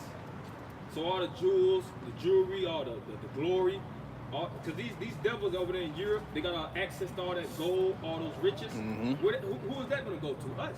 Yeah. See? Beautiful. Blessed are they which do hunger and thirst after righteousness, for they shall be filled. And we're the ones that hunger and thirst after righteousness, and we're going to be the ones that be filled. Isaiah 65. Meaning everything that we say is going to fulfill itself. These prophecies that we're hungering and thirsting to actually manifest, it's going to manifest. It's not just words. These words are going to actually pop up, so to speak. This is a spiritual pop-up book, man. But it first starts with prophets, men of the Lord, actually saying these different things, uttering the voice, and constantly chanting it into life, man. Beautiful. See? Blessed are the merciful, for they shall obtain mercy. And we're the merciful. We're the ones that actually extend mercy to our people, even though they're in a jacked up condition. Hey, our people are low. Majority of our people profit off of the lowliness of our people. They know that Jacob's depressed in the ghettos. What do? They feed them heroin, crack, cocaine. Okay, what's that? They turn women into prostitutes, knowing that they need some type of fulfillment. We're not doing that. We're trying to bring our people back to the law, statutes, and commandments. That's the highest form of mercy, bringing them back to the Father. So in turn, the Lord is going to give us mercy, and we all going to get a reward for our labor. That's the importance of work. You don't work, you don't eat. That's right. See? Blessed are the pure in heart, for they shall see the Most High. Yeah, blessed are the pure in heart. For what? For they shall see the Most High. For they shall see. That's vision. That's access to the power that created you. Actually seeing your. That's like like a lot of kids would be like orphans, which that's us spiritually. We were known as orphans in the scriptures. Yeah. And when you actually, as an orphan, get to see your father, a lot of children be elated, man. Like, damn, this is my father. You the one that birthed me. A lot of times it'll be like a mix-up. Maybe the mom might have moved away with the son, and the father might stay states away, but he wants to see his child, but he can't. So it'll be mix-ups with the mom and things of that nature. But when the child fully gets to see their father, what happens? They start crying. They rejoice. They get that feeling of the void that they actually lost. Because to not see your father, that's something that could destroy your mind. That's traumatizing. It's traumatizing.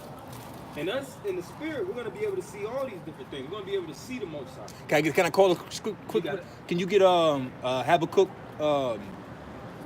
Habakkuk, what is that? 1, thy eyes are too pure for evil. 1 and 5, I believe. Habakkuk 1 and 5, I believe. Because like right now, the Most High can't even look upon us because we're filthy right now. So his spirit is not really. It's not really in the spirit of embracing us. It's kind of like, well, Yahweh Shai deal with you. But in that day, when we go on the other side, man, we're going to be in unison. It's going to be 1 Corinthians, the 11th chapter, all the way through. The head, Yahweh is going to be the head, Yahweh Shai. Everything going to be in order, man. No schisms. None. I think it's Habakkuk, the 1st chapter. Yeah, keep. This is Matthew 5, verse 9. Blessed are the peacemakers, for they shall be called the children of the Most High. Peacemakers. We're looking to put peace back in the earth. Even us putting in the spirit of war, doom and gloom. What's the conclusion of everything that we're saying? Peace. Let's want those so-called white men to die. 2/3 of our people to be cut off and die. All these different things. War. In the aftermath of all this, we want peace to reign on earth. Just like King David. King David was fighting against a lot of the Philistines, a lot of those Hamites, killing a lot of them and ridding them off of the land. So what could be established as his successive kingdom after his death? Solomon. Solomon's name in Hebrew is Shalamai, which means peace, man. And you get the word, of course, another term is, of course, Shalom, which is peace. Yep. And we're looking to get everything back to the time of Solomon, going back to like what the brother said. That was the highest form of the kingdom, the highest form of grandeur. And the kingdom of heaven is going to blow Solomon's kingdom out the water. Because it wasn't Yahweh Shai's kingdom. It wasn't Yahweh Shai's direct kingdom. See? Everybody's going to have a Solomon's house. Solomon, took 14 years? Brother Mike, hey, bro, this crib, I'm gonna have workers work on this for the next 50 years, man, 100 years. You might have a house the size of a city, man. 1,000 years working on a house. 1,000 years. 1 million slaves working on it. Because you got to keep in mind too, the scriptures tell us in 2 Ezra that our stature was brought low. So we're not gonna be little babies in the kingdom. You're not gonna walk through your kingdom 6'1", brother 5'2". Nah, we're gonna be back to that, that Genesis Might be the size of this pole. Yeah, it might be the size of that might be one of your shorter men. You know what I'm saying? Real shit, Because the scriptures say we're gonna be the giants. That was us back then, But people take that and screw it up and make it into some mystery Halloween movie type shit, Women gonna be feeding us grapes the size of basketballs. Living lavish. You're gonna have garments filled with diamonds, precious stones. Your beard gonna, just like the scriptures speak about gold. You're gonna have gold in your beard, gold flakes. You're gonna actually eat off of gold ware. Yep. They might throw gold in front of you. You know how like when a king walk in, they might throw roses like on King Jaffe Joe and Coming to America. Because you know we're gonna be competitors against each other. Oh, yeah. Like man, shit, man, that brother. But it ain't gonna be in a covetous, hating way. Like man, that brother came to my way, Jake man. always competition. Man, he killed it, man. I'm gonna get him next time. Like, you know, like Key and Peele with the hat. With the hat. Remember when the guy came with the hat, he had the sticker. He like, yeah, you see it, right? And then it came again. He had the fucking. He had the whole workshop on it, just stunting big. We gonna be doing stuff like that and fun, man. Yeah. You know. You got that? You got that in Oh, you had that in Habakkuk? Yeah, you can just bring that out real quick. Cause we read in Matthew 5 about of a pure heart shall see the Most High. Yeah, this is Habakkuk chapter 1 and 13. It says, Thou art of pure eyes that Habakkuk chapter 1 and 13. Thou art of pure eyes, then to behold evil. Yeah, the Most High eyes is too pure to behold evil. And we are filled with evil, unfortunately, and we live in an evil kingdom. So when we get out of this situation, we're going to be pure. That's why it says in Revelation, Revelation the 14th chapter, that they saw those wearing white and with palms in their hands. So again, in the kingdom of heaven, we're going to be pure. The Lord is not going to look at us with filth, this stain, like, oh, he's got a blemish to him. You know what I'm saying? It says, and canst not look on iniquity. See, iniquity. We're filled with sin. Unfortunately, now if we be part of the elect, those members of the elect, their sins are blotted out because their sins were taken away with the death of Mashiach Yahushua. But even so, the whole nation of Israel in the kingdom of heaven, they're not going to be filled with iniquity. Because why? Jeremiah 31 and 31. It's going to be written in you. Righteousness is immortality. So, like it's hardwired in our bodies to do evil. Right. You try to jerk left, your flesh jerk right. It's always that constant war, like Paul said in Romans the 7th chapter. You will to do good, you want to do righteousness, but sin dwelleth in you, man. So it's always a war in your mind. Because truthfully speaking, we all are, to a certain degree, bipolar. Yeah, we got demons on us. Yep. The word bipolar, bi is two, and poles is extremes. We're living off of two extremes, the extreme of the spirit and the extreme of the flesh. Your flesh, you know, when your flesh starts to kick in, you're like, God damn, I got nigga spirits on me, man. The David told me to show you that. Yeah. David told me, and you be like, man, fuck, man. How the fuck am I? I'm trying to eat. Hell yeah. Like, be looking at the clock. It's 3 hours in the Day of Atonement. You looking, how many hours I got left? You got spirits on You got spirits. Yo. Feast of unleavened bread. Yeah, feast of unleavened bread. All you thinking about is cakes, hamburgers and shit. Breads, dinner rolls and shit. You got them chugging a beer and eating a dinner roll from fucking Golden Corral. Like, why the fuck am I at Golden Corral eating rolls right now? Good. It says, wherefore lookest thou upon them that dwell treacherously, and holdest thy tongue when the wicked devoureth the man that is more righteous than he? Yeah, that was it on that. But that's just the point. Like, Most High gonna be able to look at us, man, and embrace us, not look at us with filth. That idea of our righteousness is counted as filthy rags. It's gonna be done away with, man. His reports will have to come from the angels. Right. Or the angels gonna give reports to us now. Their lot gonna change. Because we're gonna have access to our, because we do have guardian angels. We don't see them right now. You communicate through the spirit of prayer and things of that nature, but you don't have full access. Like, yeah, he's right here. His brother's angels on the left of him. Like Death Note. Yeah, like Death Note, Shinigami or whatnot. Yep. I forgot what scripture that was, but it pretty much when you pray, it tells you that your spirit can't utter the things that your spirit wants to. Oh, that's Romans. Yeah. That's why you have an angel to go sit and eat. I know what your spirit's trying to say, and I know how to articulate. I know how to fill the blanks in for you. But that angel has been amongst your spirit since day one. You had that spirit assigned, you know? And even these demons that jump on you. We have all kind of evil spirits and shit that jump on us. After they fulfill their role jumping on us, they gonna jump on the other nation. spirits don't die. They just translate from one person to the next. Yeah. So when the 100% law, statutes, and commandments, like brother said, Jeremiah 31 and 31 is in us. We're gonna actually we already accomplished what we had to do. But those spirits is gonna transition from one people to the next. Look at Mark the 5th chapter. He went to lead that man named Legion. He went to Legion for about 6,000 army. He had about 6,000-7,000 demons on him. The Lord told me to go. They didn't die. They went into some swine. Killed the swine. And after they did that, they probably should do something else. 6,000-7,000 other people. Oh, when that spirit got cast out of the woman, Asmodeus, when it said that spirit went up. I think the token.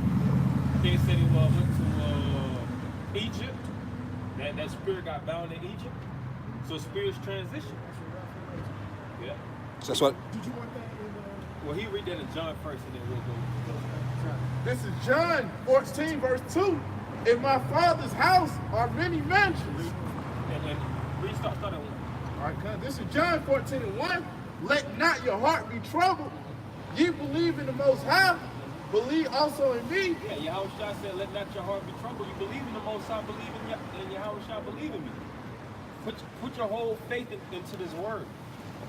Shouldn't be no staggering, no wavering. Fully believe. That's right. And increase in your belief. Don't decrease. Because you got a lot of men that are coming this thing, they come hot on fire, and as they progressively grow, they get progressively weaker. Continue. In my Father's house are many mansions. In my Father's house are many mansions. Not these different mansions like you see in America. And these, see, we on a low level. You see these mansions in these different countries. Them joints be fat, man. Hell yeah. Oh, nigga, man. Those houses be elaborate as all hell, man. No. You know, the spiral staircase, the $20,000-$30,000 chandelier. Yep. You know, $1,000 furniture. Most Jake don't know nothing about a $10,000 stove. $10,000 stove, Italian marble layout. Just like you said, everything in the house is imported. Something from France, something from Sweden, something from the Czech Republic. Yeah, it's a story to every piece in your house. Yeah, this flooring came from here, or these lights came from over there, or this electronics. I got a special guy that knows. Like Jake now, you live in places and all your shit be bought in bulk from fucking Home Depot. But even so, like when we Low. we're building the temples and things of that nature, the shittim wood, the cedars of Lebanon, and these different type of woods and stones, and we gotta do it. Jake don't know nothing about You know what even I'm that. saying? Even so, even when King Solomon had a Hiram come back and bring those other little goodies from another world. Yep. Just gave him that spiritual Amazon wish list. Yeah. Same to That's them. specifically from this part of America. Listen, I need 3 of these, boy. You know, kings are very picky. Yes. Man. So even in the kingdom of heaven, we gonna be like that, man. Nah, I don't want it right there. Nah, go I needed shift to 2 the left. centimeters to the right. Yeah, You know what? 2 centimeters. It might have been 100 years. You know what? Tear it all the way down and build it an inch over. Esau gonna be looking at the specs and be like, what? Get to work, nigga. Oh, they gonna have that fucking blueprint that thing gonna roll through this whole goddamn street, man. Big boy blueprint. When you think you have it done, boy? You know? That's how we gonna be. If it were not so, I would have told you. Hey, so the Lord said if it's not so, I would not have told you. And then mansions represent planets. You have these different individuals in the astrological astronomy world that actually study on these different planets, and they say there's planets that rain diamonds, planets that's full of gold, 3 times the amount of gold. You got multiple Super Earths, yep. They say those super Earths make this Earth look like, you know, low class, so to speak. Yep. You know, and more than likely they have certain animals. You know, They show you that in y'all seen that movie Interstellar? Yeah, you gotta watch it. It's a great movie because they show you in that movie how Earth was dying, and they I forget the main devil's name, Matthew McConaughey, and they were going out to space looking for a new planet. They sent astronauts to different places in the outer space to look for a new place to live in. When they was going on planets, there was that one planet they went on. It was just straight water. It was just water. That's crazy. And then in the water, and then the water. Remember that big wave came? That wave was like, Humongous. it was humongous because there was no land. It was just all water, a planet of water. So you can imagine there's gonna be some use to it, and I'd be like, well, that's a wasted planet. Nah, it's a fucking good water. Yeah, hell yeah. Some of the highest pH water probably ever. And we might have cities underwater. Underwater cities like they speak about Atlantis. Mm-hmm. You know, over there in Dubai, they have certain things like that. Underwater cities where they have the pods. Sky cities. Yeah, sky cities. Hey, Spirit of Heaven, we have a city that levitates, man. Mm-hmm. We're going to have that power. The brother saw it in his dream. Yeah, the brother saw it in his dream. Yeah. That's why you gotta have a big imagination. You gotta be a visionary, man. Apostle Gabar is big on saying that. You have to be a visionary in his truth. Don't think about the little pod that Esau put you in and think that this is life, man. Right. Jacob being a hole until they get institutionalized, man. It's more to this truth than just like young Jacob see Isaiah 4 and that's where it stopped. Having sex with a lot I of have sex. I mean, this is gonna be sex. I'm like, bruh, like you're gonna be so keenly minded that that's just gonna be extra. Like, schedule. It's time to go have sex. But it's not. I'm just speaking. Not to be vulgar or whatever, but I'm just speaking facetiously in the fact that you're gonna be so highly elevated that you're not gonna be thinking about just getting a nut off all the time, man. It ain't gonna be always about your ride. Right. It's gonna really be about your expansion. Your spirit. That's the thing about a king, man. Scripture says we're a nation full of kings and priests. A king, they all about expanding, establishing new policies, building, structuring, controlling, putting high taxes. Because guess what? You're gonna have your own bureau of the IRS, man. Mm-hmm. Taxing on Esau. Esau gonna make $1,000 a week. Gonna have to goddamn pay $1,500 a week, man. Where the hell he gonna get that $500? I don't know. We'll tax it on you next week. He gonna have to get it. That's what he do to us. That's what he do to us. He gonna oppress us. We gonna oppress him.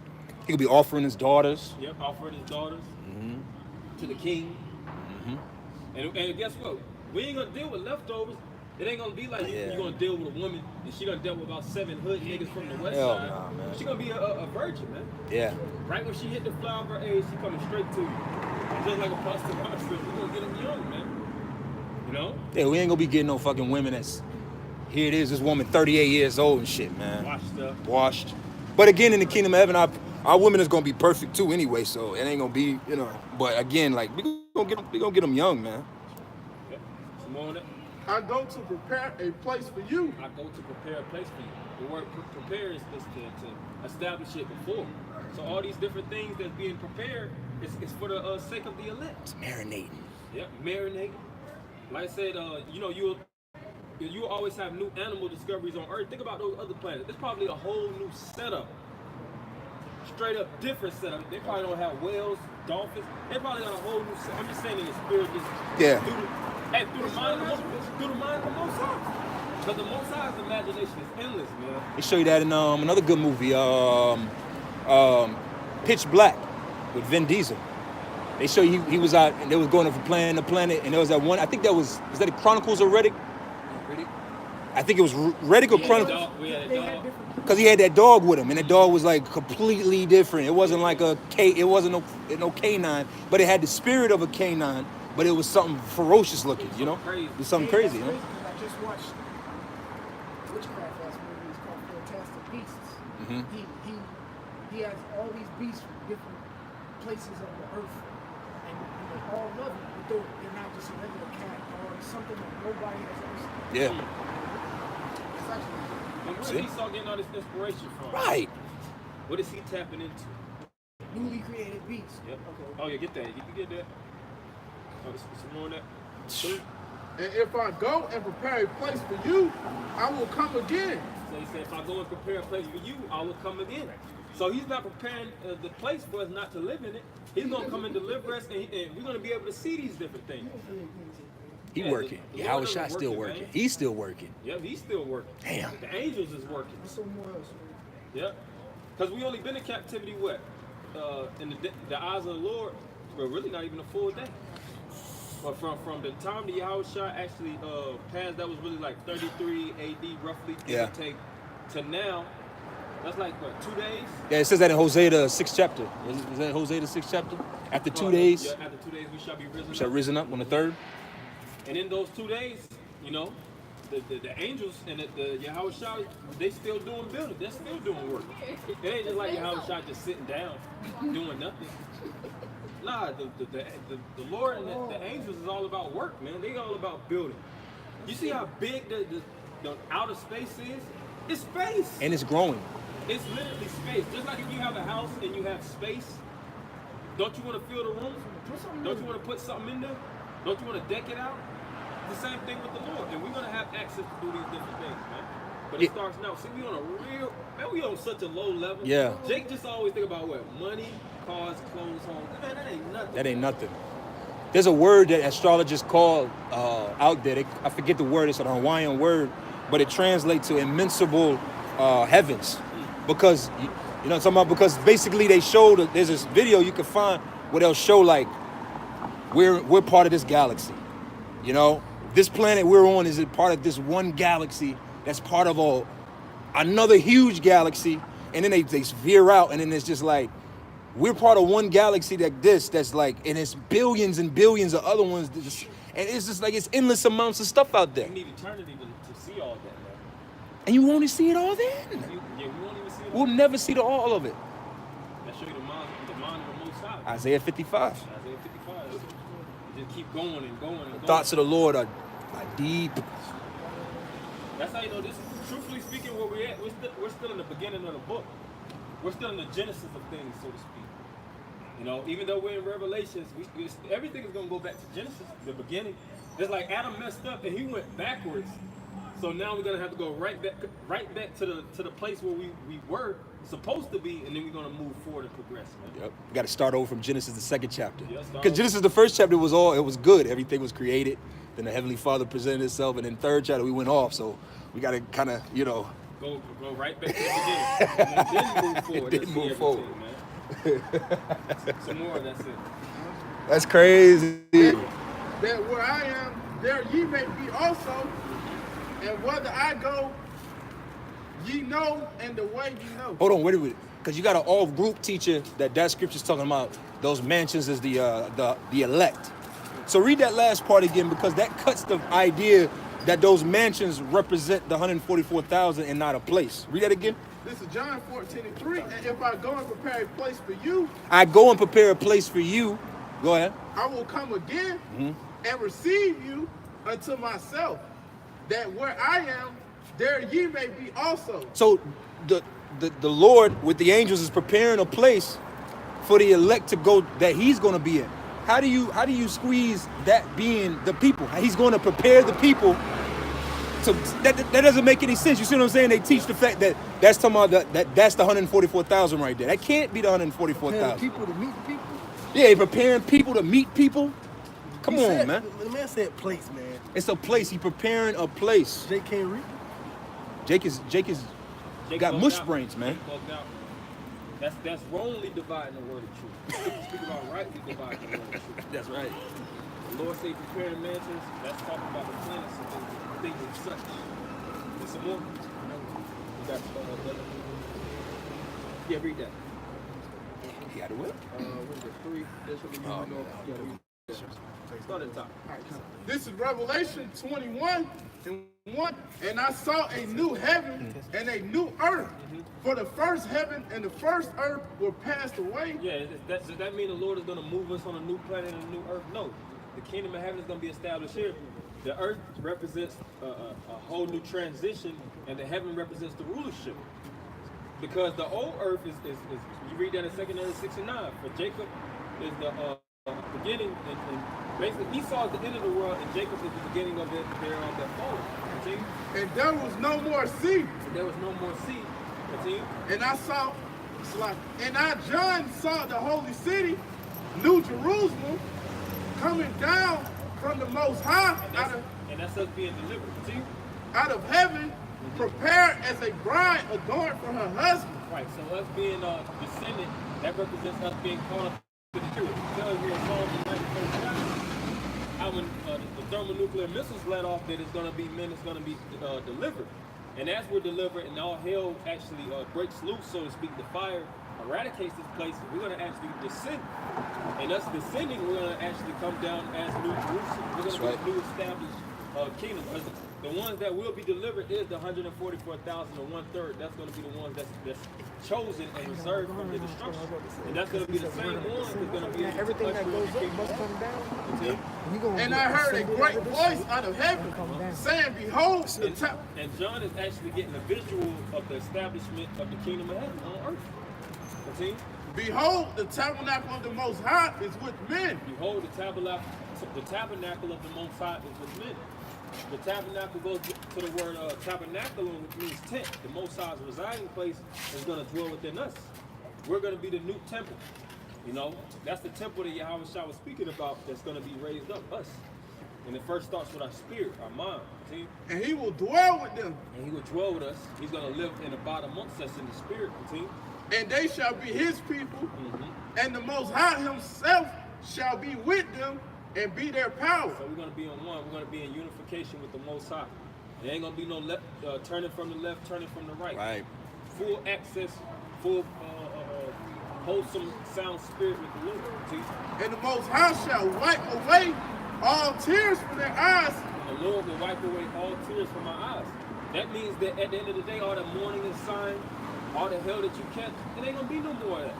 You ain't going to be stressing from your woman, your kids, your parents, your job, you know. Mother on her deathbed. Mother on her deathbed. Because it ain't going to be no more death. Your children ain't going to have to suffer that. You're not going to have to suffer that. That's the weight of the shoulders that's going to be taken off of each and every one of us is going to be crazy, man. Continue. And there shall be no more death.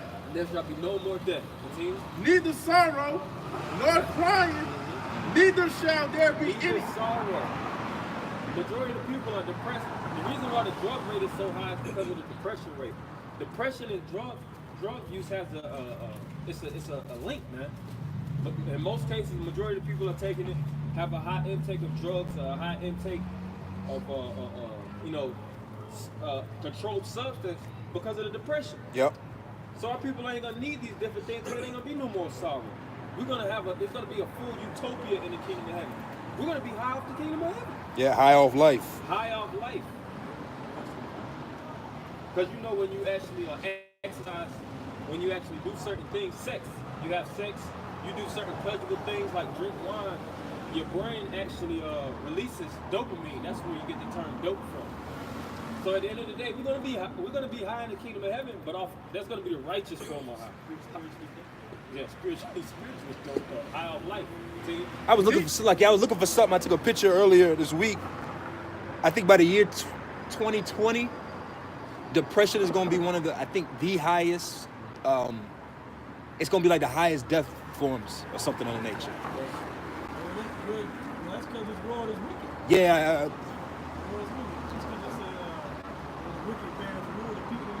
Yeah. That's your depression.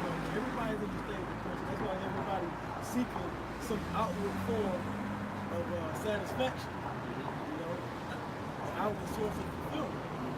Clubbing, partying, drinking, drug using. That don't do nothing to open up the void more.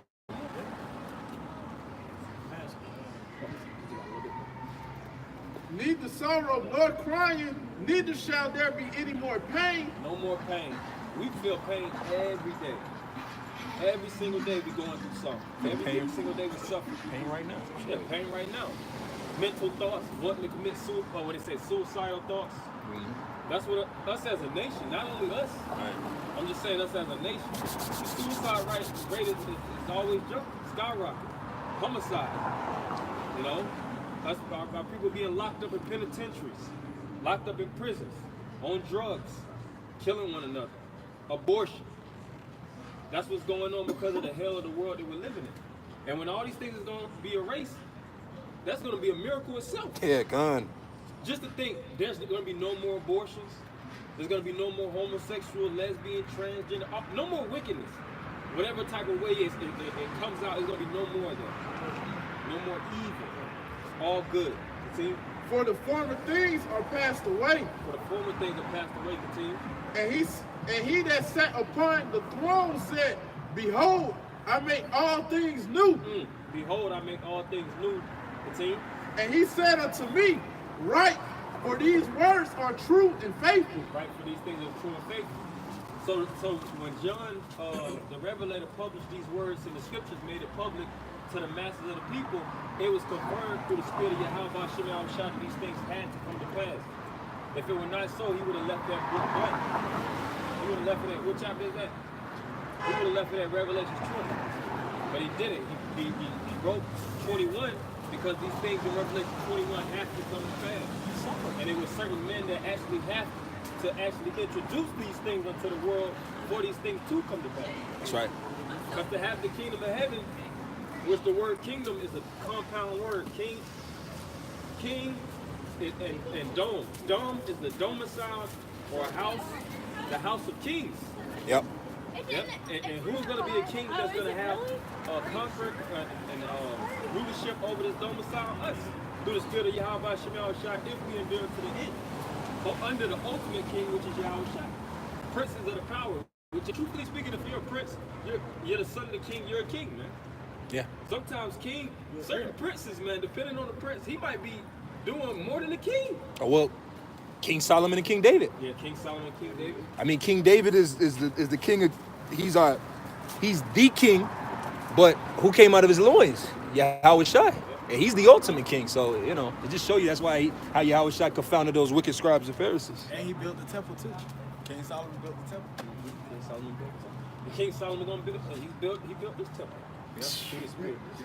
He's building it now. Yeah, he's building it now. Tabernacles of David which is fallen.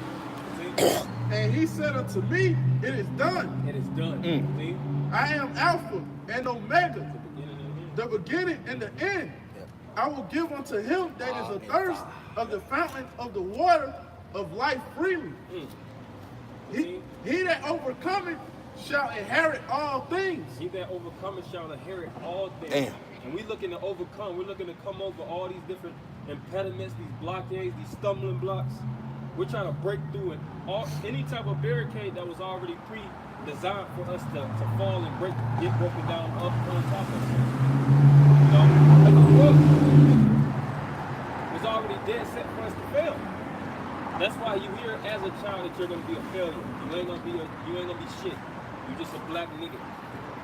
The world tells you that. Yeah, some children's moms tell them that, man. Yeah, you ain't shit. You ain't never gonna be shit. Your woman tell you that. You ain't shit, nigga. Your daddy wasn't shit. Yeah, your daddy wasn't shit. You His daddy wasn't shit. You watch TV. You all you see is ain't shit niggas. So it's designed in your brain, so to speak. It's programmed in you that you're not gonna be nothing. Yeah, psychological warfare. Psychological warfare. Psychological programming. But we're breaking that spirit. Because the word psychological goes into psyche, the spirit. We're breaking that spirit to the spirit of Yahweh Shem Shah. That stronghold, that mentality that was holding strongly on us, we're breaking that opposition and we're introducing these righteous thoughts to overcome them. And it's contagious. Yeah. And we're making it contagious up to the masses. Because we're truly the virus in the system. Yes. Spreading this pandemic, spreading this virus to the masses of the people through the internet, and people are getting affected by it. The spiritual virus, the righteous virus. Like on V from Vendetta. Yeah. Remember how when the guy introduced himself, everybody was in that stupid docile, watching TV spirit. But then by the time he kept, what was it, November 23rd? He kept throwing a date out.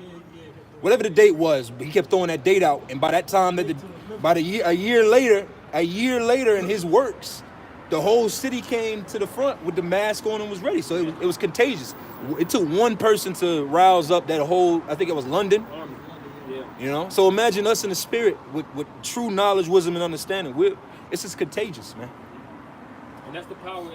If you could affect one person with this word, that's good enough. That's it. The Lord even speaks about that. Just one good man. Bringing one good man in the past, you did the work of a labor. It said the angels rejoice. The angels rejoice. That's it right there. Beautiful. At a sinner repent. What does it say? The angels rejoice more at one.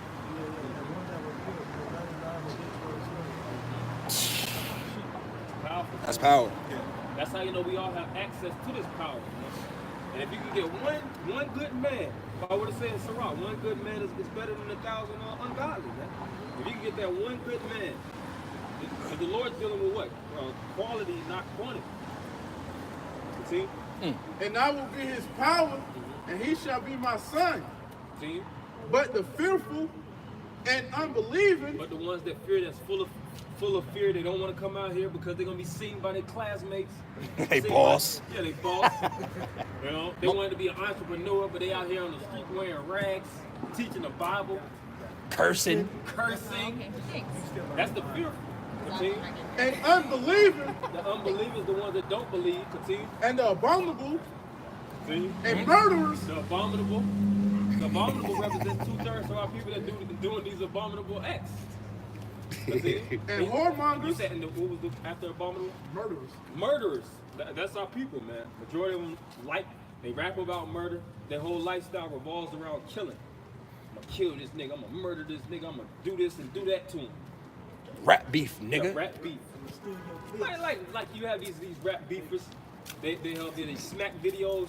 They'll tell the nigga in front of them 120 different ways they'll kill him, man. Yeah. Like, goddamn, man. And you have thousands of people in the crowd that's watching this, spending all kind of money. Bobbing their head to that bullshit. Bobbing their head to that bullshit, man. See? And sorcerers. Oh, forget about it. Yeah. This is Jake, the package to a nigga, man. A nigga starter pack. If you was to cook up a nigga, you gonna put 3 tablespoons of sorcery, a little bit of murder, abomination in there, a whole lot of adultery, about 6 cups of adultery. Yeah. You know, that witch's pot. that pot is jeez. And then sorcery is what? Drug dealing. Pushing narcotics. Because the equivalent of sorcery and drug dealing is sorcerers will push out drugs in the ancient world, potions, medicines. They were known as medicine men.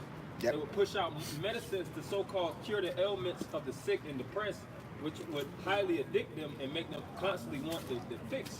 You know it's a good movie for that? Shrek. Shrek with Princess Fiona. And the little fairies or whoever it was, the witch. Remember they went into the room and it was a big room and she had, this is good for love. You know, this potion is good if you want to do this and do that. Take a look, that's how those witches were, man. Yep. Drug dealers. Yeah, the witches are drug dealers. And they make you what? A fiend. A fiend, when you look up the definition of fiend, it means demon. You ever seen a fiend? Everybody's seen one. Yeah. I'm just saying. The face of a fiend, that's a demon. It turns you into a straight up and down demon. So the user and the individual that's pushing it, they're both going to be caught up in this category of the destruction. Jay-Z said that. What you want to say? Nah, Jay-Z said that, remember, on Can I Live? He said, who's the fiend and me, we both, basically the fiend and the drug dealers one and the same. They both addicted to that. Jay-Z said the same thing. Making rich, competitive food. He couldn't leave. Yeah. I'm addicted.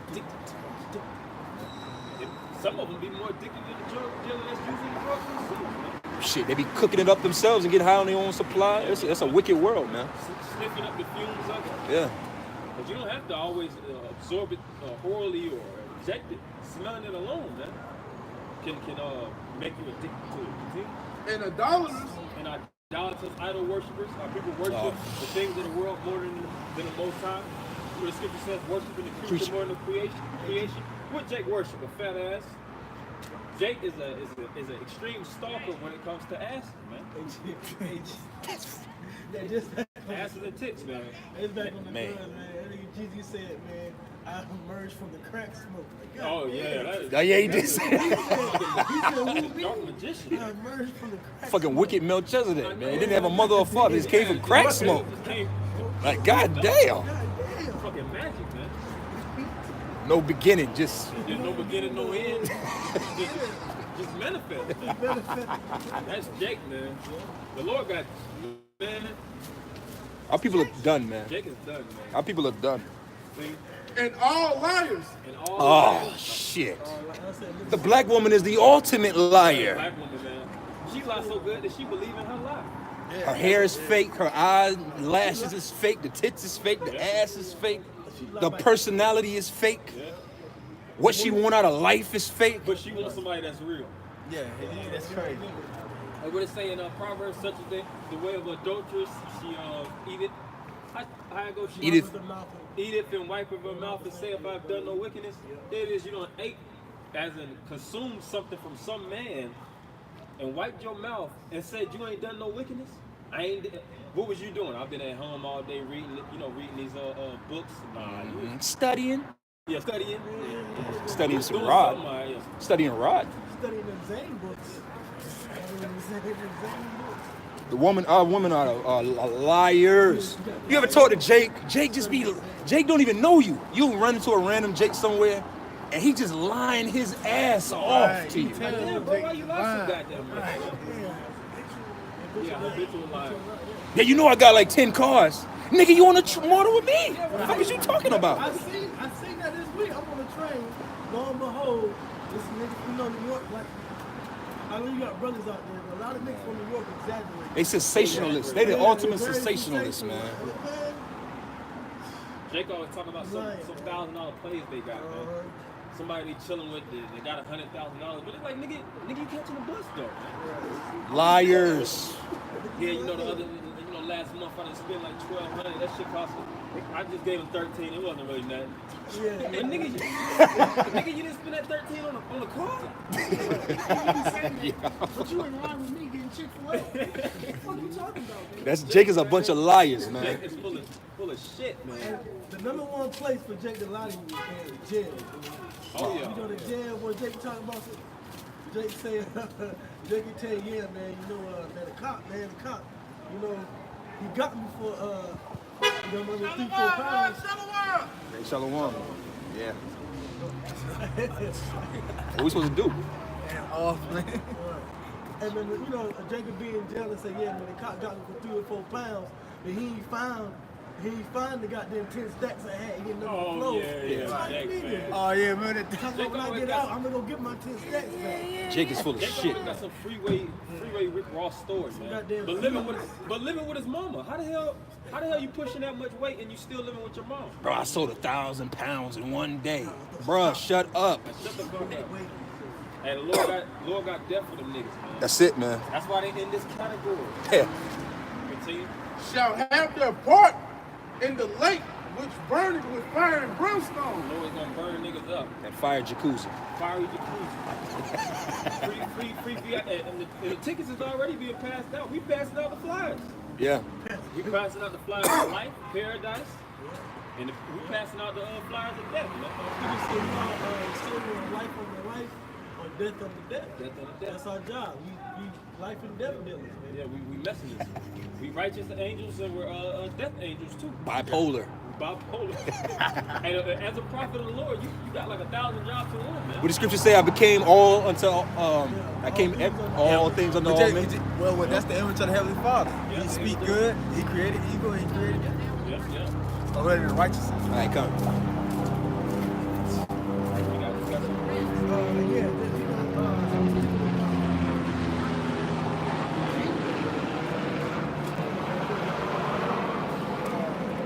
Secondary chapter 6.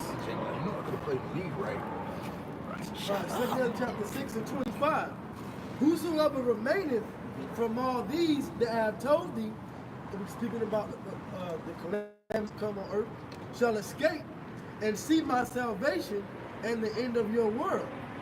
And the men that are received shall see it, who have not tasted death from their birth, and the heart of the inhabitants shall be changed and turned into another meaning. For evil shall be put out, and deceit shall be quenched. All right, so when this world ends, all right, it's going to be the end of evil, the end of wickedness. All right, but the only one that's going to be able to see it. Oh my fucking God, man. Jake, man. The only one that's Slakia. going to be able to see is the elect, the ones that's chosen to receive the salvation. That's what he doing on Saturday evening. That's one of the ones that's going to be able to see evil be put out. Okay? And rejoice in it.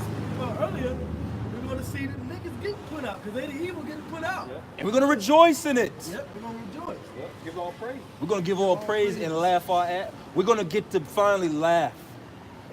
All right? When that nigga woman that was on your job talking shit, is eating her child, you're gonna laugh. Right. Yeah. Or that woman that cheated on you, committed adultery on you. I was like, oh, you eating shit out your ass for food? Okay. Whatever it may be, I'm just throwing out the judgment because it's all gonna be all matters of judgment, man. It's So gonna be bad. All manners of guilt. It's gonna be bad. It says, as for faith, it shall flourish. Corruption shall be overcome. That's right. And the truth, which has been so long without fruit, shall be declared. That's it. The word declared means made clear. It starts with us, the men of the Lord, pushing it out, starting with our elders and apostles. that's right. They pushed the word. It sprouted. It sprouted in the ears of certain men. Yeah. Men pushed the word, woke up other men, and that's how it pushes, man. Yeah, because we're the elders and the apostles' fruit. So it's time for us to get our own fruit. Yeah, that's how it works. And we produce fruit, righteous fruit produce more fruit, man. Yeah.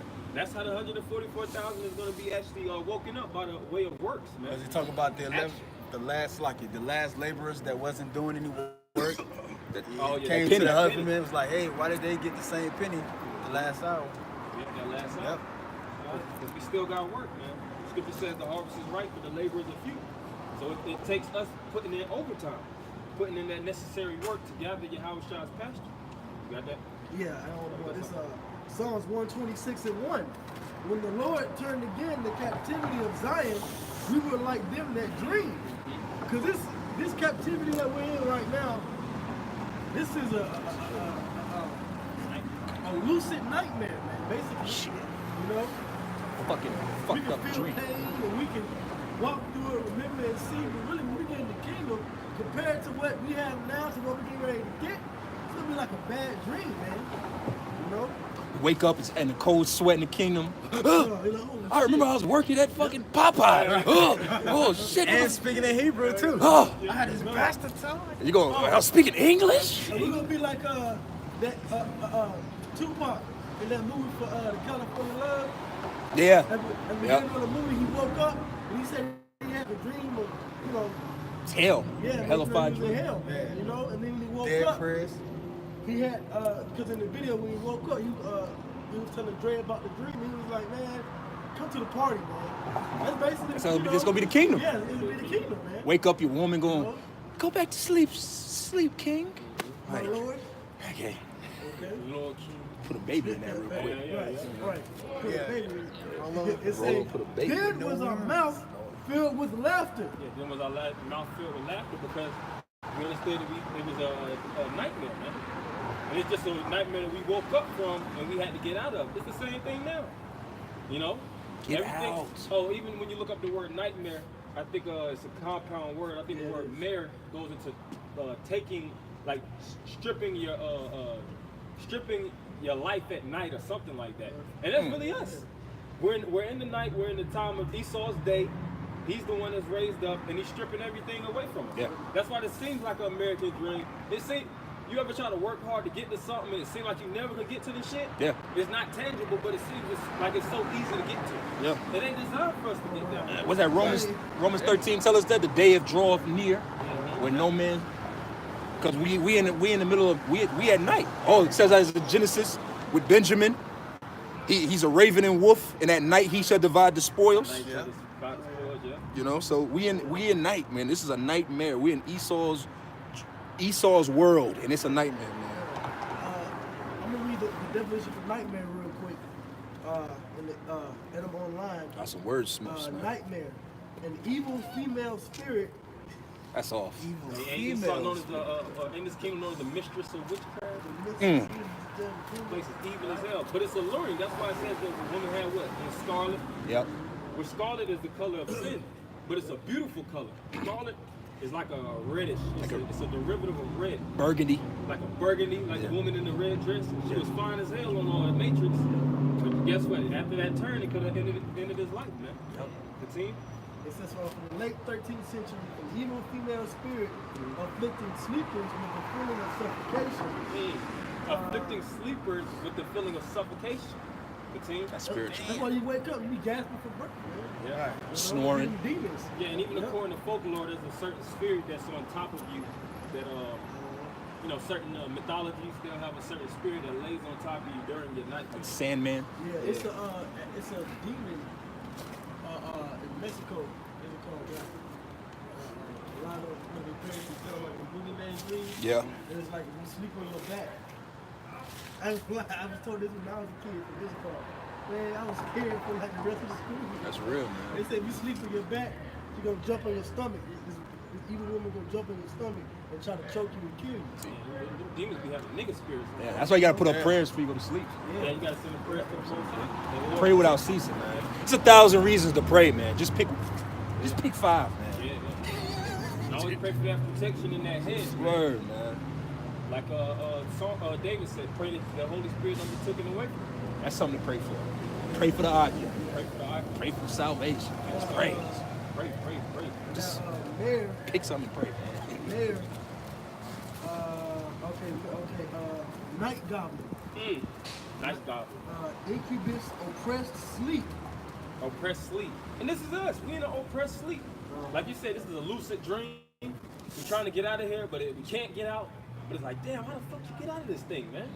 It's only one way out of this nightmare, this word. This is the key. If I may say, because you said like a dream, when you go into the word, the etymology of the word dream, it means an illusion, deception, or what is it? Well, pretty much it's an illusion and it's a deception. So we're literally living in a dream right now. Living an optical illusion. Jake don't want to wake up from this fucking dream. That's the crazy part. Like, what the fuck? Like slavery never went on in his dream. They had like that. It never happened. With that Romans 13, right? God damn. Oh yeah. Jake don't want to wake up from. How you not want to wake up from a bad 26 dream? and 2. It is a bad. Then was our mouth filled with laughter and our tongue was singing. Yeah, then was our mouth filled with laughter and our tongue was singing. Because when we're fully woken up as a nation and we get up out of this nightmare, we're going to rejoice.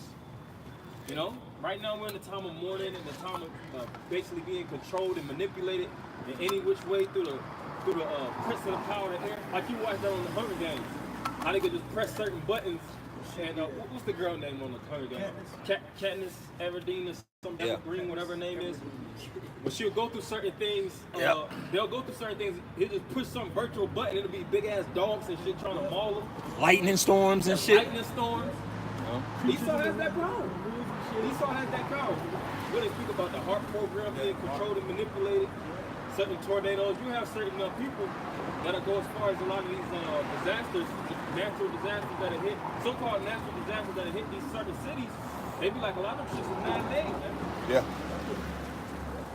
So this is a nightmare, but we gotta fight and we gotta constantly get in this word to get up out of there, man. It says, then said they among what's that movie where Homes from Boys in the Hood, we like, wake up! You know what movie I'm talking about? School Days. School Days. Yeah. School Days. Yeah. Get Out is another one. Lawrence Fishburne. Lawrence Fishburne in School Days. Yeah. Lawrence Fishburne. That's a good movie. Wake up! We talking about Jake, man. The thing Mama was talking about sleepy ass Jake. Jake being the sleepy slaves. State. Spike Lee joint.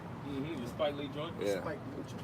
Keep going. Yeah, so it says, then said they Spike among Lee the didn't wake his heathen, ass up. the Lord has done great things for them. The Lord has done great things for us, whereof we are glad. And the great thing is, the greatest thing is to rescue us up out of this nightmare. Get us the hell up out of here. Jake think they live in a dream. They're trying to get to the dream. It's leading you further into the pit. Like these women, you're trying to get you a nice woman, a nice woman on this side. Trying to get you a tailored woman that's designed for you. Work hard and to get your money up, get your body looking good. Give me this chick. They end up putting you in a worse state, man. Yeah. Because what the scripture says, a whore is a deep ditch. Yeah. So you try to climb out of the system, and it's doing nothing but further putting you in a pit, man. This place ain't designed for us to win. This place is designed for us to lose. That's why the best thing that you do is to be content. You know, you put me on the what's his name, Robert Greene, the Art of Seduction. Oh yeah. And you know, they was speaking about being the best way to not be seduced is just to be regular. You know, and that's a scriptural. You know, you know, being content with just food convenient with you. Somebody can't sell you out by. You want this filet mignon? Nah, I'm cool with the turkey sandwich, my man. Right. Just be content. And you'll feel better too. Yeah. Provide for yourself. Because being content keeps away the ability to be. You can't be seduced. You can't be seduced. That's why they was eating like, you remember they started eating, on the Matrix, they were eating that slop food. Yeah. But Oh, you yeah. remember right with Cypher when he sold out, when he was eating that steak. Steak and Started eating wine. that steak, he said, he made that statement that ignorance is bliss. He said, He wasn't "I know it's content. not- I know it's not real. I know when I taste it, the Matrix is gonna tell me that this is steak and it's real. But he said, but you know what? Ignorance is bliss. And what did he say he wanted to be? Make me famous. Let me say, somebody important, like an actor. That's crazy. He wasn't content. He wasn't content. And it's funny he wanted to be an actor because guess what? He was really an actor. He was really a hypocrite. He was being a hypocrite when he was in the real world. I just got this again. It says, turn again our captivity, O Lord, as the streams in the south. They that sow in tears shall reap in joy. They that sow in tears shall reap in joy.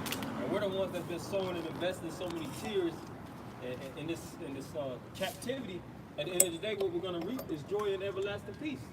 So it's all worth it at the end of the day. The hell that we talk, we're going to get a reward for our labor. You can end it with that Romans 13 and we'll go ahead. This. Oh, you got it. Yeah, well, it says, he that goeth forth and weepeth, bearing precious seed, shall doubtless come again with rejoicing, bringing his sheaves with him. This is Romans 13, verse 11. And that knowing the time, that now it is high time to awake out of sleep. Yeah, now is the time, the high time to wake out of sleep. This is the time that we're living in, to wake up.